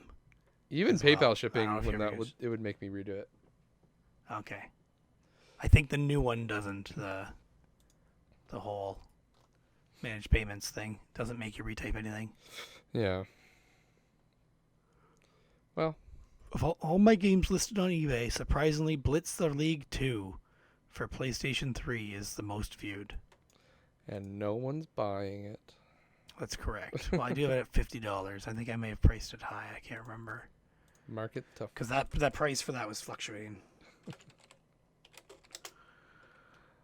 Blitz League 2, PS3, price starting says $43. So Yeah. that's probably why. So I mean, I could probably drop it by $5. Yeah, and maybe it would 45. Sell. Who Yeah. knows? Yeah. price starting is always a little bit lower than what it's actually going for, right? So Yeah. And you're not paying shipping. Some people at the swap consider that a win. So they're not paying shipping. They consider they would pay more. yeah, Sometimes. I think a lot of my stuff I priced on the high end this time in terms of where I normally would. yeah, Sometimes I just round it up because I assume people are going to offer me lower. yeah. Yep, that's always Not everything, but that's the protocol. Someone's always gonna offer less. yeah. So like, Or they don't. They just pay sticker price. I mean, that's The people I worry about are the ones who think this is too much and don't offer more. yeah. Yeah. Well, we'll see what happens. I hope it's a success. I need to sell a lot. No, I know you need to sell a lot. Yeah. I'm I keep fluctuating back and forth on whether I'm going to take Earthbound or not. I think Yeah. I think I'm in the camp right now. I'm in the camp of it's going, but like 2 days ago, I was like, I'll probably keep it. But today it's going. So we'll see in a week where I'm at. I was similar on that for Pokemon Red, and I'm like, I'll just take it. Yeah. Put a higher price on it, and then I'll be happier if it sells. Yeah, that's the thing is like even if I take it, there's no guarantee it'll sell, right? So at least it's there. Exactly. Yep. And it's not like there's not a million different ways to play Earthbound. Yeah, that's the other thing. So in my It's classic. in my sick brain, it's always been like, well, it's how do I say? It's it's a game I got for free. So like I shouldn't have attachment to it, but at the same time it's like it's almost like found money, right? Like it's free. So I find it harder to get rid of versus like I have no cost into it, so it doesn't owe me anything, so why would I get rid of it? Versus something I've spent money on. I'm like, well, that game now owes me that money. That kind of thing. I can see that. Yep. And then the other side of it is I've never played Earthbound. I've played parts of it. I'm just like, oh, it's a turn-based RPG, which is not my forte or not my preferred genre. But in the case of if I do play it and then realize I love it, will I want the physical version of it? Put the game in, play 5 minutes of it, and decide. Well, I've emulated That's 5 the Derek minutes of way. it, and I've been like, it's fine, but I'm not like super into it. Yeah, so sell it. Yeah, I know I should, but And you will. It's said and done. But at the same time, it's just like, but in a couple of years, I could change, and maybe I'll really like RPGs at that point. Maybe your son will really like Maybe them. Sell it. Or it'll be like Tron Bon or Gotcha Force that I sold way too early. I wouldn't call that too early. I would call that the right time at the time. At the time, yeah. Because it was already, the price had gone up. It's not like you sold it when it was low. That's true. That would suck. Yeah. So, Yeah. who knows? COVID was such COVID made things go everything. and no one could have ever predicted it, right? So, Yeah. yeah, who knows? Who knows? So I thought PS3 prices were going up. Yeah, they kind of are. Some are. So price charting, it looks like when you choose a console, now has an overall average loose price for all licensed non-variant games for that console. And you can see a trend going up for PS3. Not as much as I would have expected, but I mean, the time frame here is pretty broad. Goes all the way back to 2008. So Yeah. Well, even I've noticed even some Xbox 360 stuff is going up. So now is the time. This is also showing PS2 going up. Oh, I mean everything's going up technically, but surprising that 360 is going up. 360 isn't showing really going up much at all, Really? according to this graph. But Some of the stuff I've looked up, I'm just like, really? It's worth that much? So like original Xbox shows more in the past year. So 360 is the system to get in on right now. Because it's next. Yeah, maybe because it might be next. Yeah, Get it while it's or it's cheap. not. Or it will be worth Genesis is like a constant up since like, what is this? 2010. Ugh. Yeah. I bet you the same for Saturn. Oh, there's a bit of a dip there. Dreamcast, same thing. There's a bit of a dip for some reason in 2017. I don't know. Everything kind of hits like a point where it's just like no one wants to spend the amount of money that it's on. That's they're asking. That's what I've noticed with like PS1. Saturn and Dreamcast stuff is like everyone who wants like those systems, they're getting it, and now it's just the high price stuff that's left. Yeah. I still find that if I bring cartridge based stuff, it's what's gonna sell first at the swap. I'm always stuck with my cartridge stuff. It never goes. Really? And I've had it like $5 for NES games, and they just sit there. See, even the crappy ones sell for me. Yeah, it's so strange time. how like different vendors like we'll be a table apart and we'll have completely different experiences. Yeah. I mean, just because you price things bad. That's true. I am curious if we're gonna have stuff next to each other with the same thing, different prices, like Raiden Fighters Aces, for example. Yeah.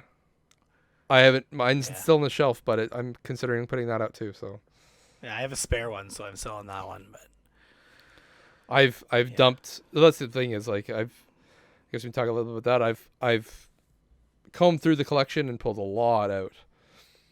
yeah, And the good part about I it is literally I don't even notice it. Yeah. Yeah. I- see mine so far has made the shelf fit better. Like things are actually fitting on the shelf now with what I've pulled out. But I haven't even finished going through all my collection to pull things out yet. Yeah. Like I'm not done. I've only done the games at the top, which is like PSP, DS, 3DS, SNES. I just did today. I started with Wii U, but I haven't looked at much Wii U yet. And then Wii, Xbox 360, Xbox One. I think I went through PS2 already. Yeah, I did. And then PS3 I haven't touched yet. Mm-hmm.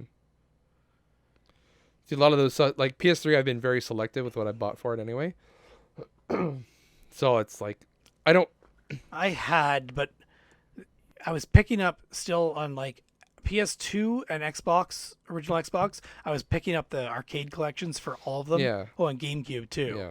I was picking up all the arcade collections, even if I already added all the other system. Well, now I'm deciding I don't need to do that. I'll just keep the one on Xbox if they have it. Yeah. But Taito Legends 2 there isn't on Xbox. No, that is a PlayStation only, I think. Yeah, unless you're in Europe, then it's there on Xbox. Yeah. It's crazy. But stuff like that, it's like what's on this and it is on that, and I don't know. I don't know what to do. Yeah. I need to go through my original Xbox, although I'm keeping most of my original Xbox stuff, but I think there's a couple of games there. I went through my PS2 stuff. I went through 360. I put a lot of 360 stuff out. Like all my 360 shooters, like top-down shooters or vertical shooters, they're gone. Yeah. It's never a genre that I've enjoyed. So that one, all those are moving, except for See, that's Raiden I want 4 to and enjoy Raiden that. Fighters Aces. I haven't decided yet. yeah. Yeah, I like those. I'm no good at them. What was it? Death Smiles went up in price a couple years ago. Yep, It probably that still one's. is. I pulled that one off. That's gonna go. That's a good one. It's actually a quick beat. My wife and I played that years ago and beat it. I'm pretty sure it was only like a 45-minute game. Yeah. And what is the other one? Oh, Akai Katana is the one I pulled. yeah, this one is the sexy Proteus looking one. Automedius Excellent. Yes, that's the one. That one had gone up in price and then back down Yeah, and then up in price. That thing's nice. But that's a short one as well. That thing's only like $20. Yeah, one time it had gone higher.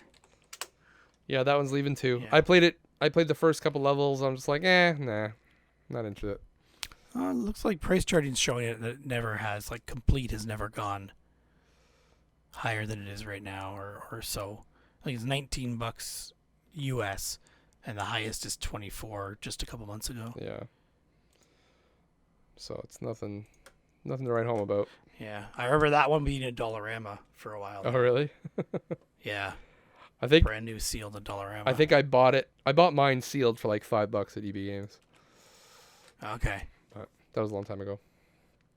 So I bought one at Real Canadian Superstore for $2.93 back in 2015. There's no date on it, but it's before the 2015 stuff. And then another copy at Red Apple, aka Bargain Shop Outlet, Bargain Shop Outlet in Kitchener. That one was $3.39. So I never did pick one up at Dollarama. But I think I do close. think I remember seeing them there though.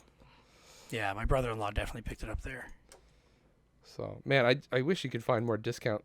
Like grocery stores don't carry video games anymore. Like they just don't.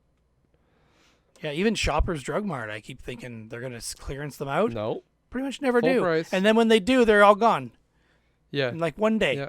Because I saw somebody post one. What was it? Wii U games they were clearing out or something like that at one store in Toronto, and they were just gone. Yeah. Gone in no time. Yeah, you really need to be in the know for those. Get somebody at the store to give you a heads up or something. But Yeah. Well, and then some of those shoppers, they have those video game displays near the front, and a lot of the games get faded as well. Yeah. because they don't take care of them and they don't have any protection on them. So the sun fades them and they look like crap, Yeah. even though they're brand new. Yep, Yeah. that's true. So Send it away, get it graded. the seal is Oh, in boy. excellent condition. Yeah. The inside is faded, but the seal is great. Oh man. All right. You ready to shut this down? Yeah, I'm getting the yawns now too. Perfect. We've stretched this out for another 20 minutes, so we did our job. Well, thank you everyone for listening.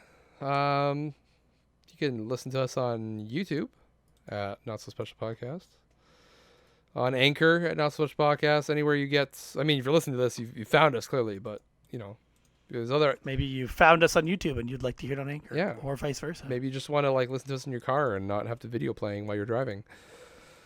Using up data for nothing. Yeah. We're on audio platforms and we're also on video platforms if you're at work and you want to watch us on YouTube.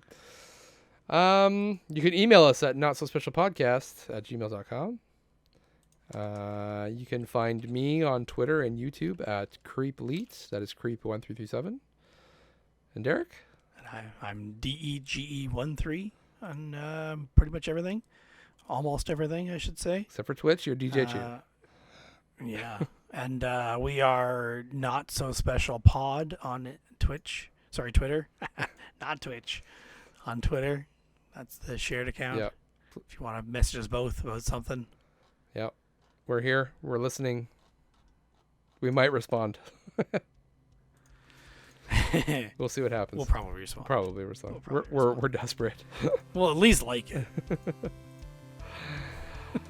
That's it for this episode. I guess this is in November technically, so we're getting into Christmas stuff soon. Oh, yeah. That'll be our next one is December one. Yeah. So we got to get our Christmas lists in order. Oh, man. You mean gifts I want, right? Yeah, and Christmas movies. Gotta have a Christmas jeez. talk. Obligatory. So, all right. Thanks for listening, Yeah. everybody. We'll see you all in November. No, it is November technically. We'll see you on December. Unless you message us in November. Yeah. Then we'll see you then as well. See, you're still right. Yeah. We'll get there. All right. See you later. Bye.